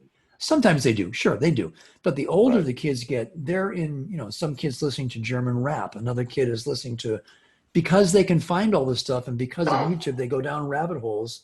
And so they have an incredibly broad range of taste, which I find super exciting. So that's been I really find that cool. exciting as well, and I find that hopeful because there was a time where I thought like, oh, well, I used to go to the record store. I just pick out a record because I like the cover, Right. and I'd find something different. But these kids today are just listening to the top 40. I Yeah. don't think that's the case No, anymore. I no, think it's they not. are No. trying to discover things. Yeah. Yeah. On the other hand, do you feel because everything is so quickly available, even my music is all on YouTube and this and that. I have no control over it anymore. I don't get paid for anything I do Yeah, pretty I much anymore. know. I know. Is there a way to survive as a musician financially? I don't know because I never tried to survive financially as a musician. Right, I mean, I always just did other stuff. I was always teaching or something else. right. I've never made money, particularly by writing music. So that's just Yeah. been I mean, my, for me, like the only way I've had any kind of real income is touring, and you're yes, introduced to I that. know. And It's I haven't hard. worked since March 1st. I know. It's horrible. Yeah, And I'm not sure when I'm going to be able to again. I know. uh, I know. because right It's now they're banning Americans to Europe. Who no knows? kidding. You Thanks a lot. yeah. So Yeah, I know. It's terrible. I don't know. I'm gonna do one last question. Is music secular or sacred? Sacred. Tell me why. I somehow, to me, I think the reason, I guess, to me, music, the that when you find a love melody or a secret melody, when your heart jumps, that to me, I think is a sign of eternity. I mean, it's there's no intellectual I mean, you can make all kinds Yeah, of arguments, but I don't care. To me, that's the faith I have that eternity exists, and I want to be there. I want to be there with your dad. I want to be there with you. I want to be there with my dad. That's why I do this. Because yes, I don't care what you call it. I don't know. I might have my idea of what is for, but I don't even care. Somebody has a different. I don't care. Whatever it is, I believe it's there. Yeah. I can't agree with you more. I was asked this a very long time ago, and I was a pretty big cynic of religion. But when I really had to think about it, music is sacred to me. Yeah. Even back then, when I was like, Uh, and I'm yeah. still not a religious person, believe me. Yeah. Yeah. Yeah. Uh, but there's something about it. It's Yeah. that note you can't find. It's Yep. that moment where it just puts a tear in your eye or a Yep. leap in your heart. Yep. Yep. That's sacred to me as well. Yep. James, I'd like to end each interview uh, with song, but since you're actually going to be in the neighborhood on Ooh, Friday, yeah. visiting your mother, Yep. we're going to do that then. So we're Great. going to splice that on to the end of this interview. Cool. But I want to say thank you so much for taking the time to talk with me, and especially review a lot of what my father was about, Mhm. because you knew him as well as most people did, Mhm. or more rather. And I really appreciate that. And also getting to know you as one of the most exciting composers I think out there today, Jeez. and one of the most interesting educators, because I've seen you educate young Hmm. people, Hmm. the people that need it the most, the people that are yearning, Huh. looking, searching. Huh. Yeah. So truly appreciated. Thanks for taking the time to do this interview. Thank you, Matt. It's so wonderful to be, it's easy to answer questions when somebody really wants to hear the answer. So thank you. Cheers. Okay, See you we're going to move Friday. on to our, yeah, see you Friday.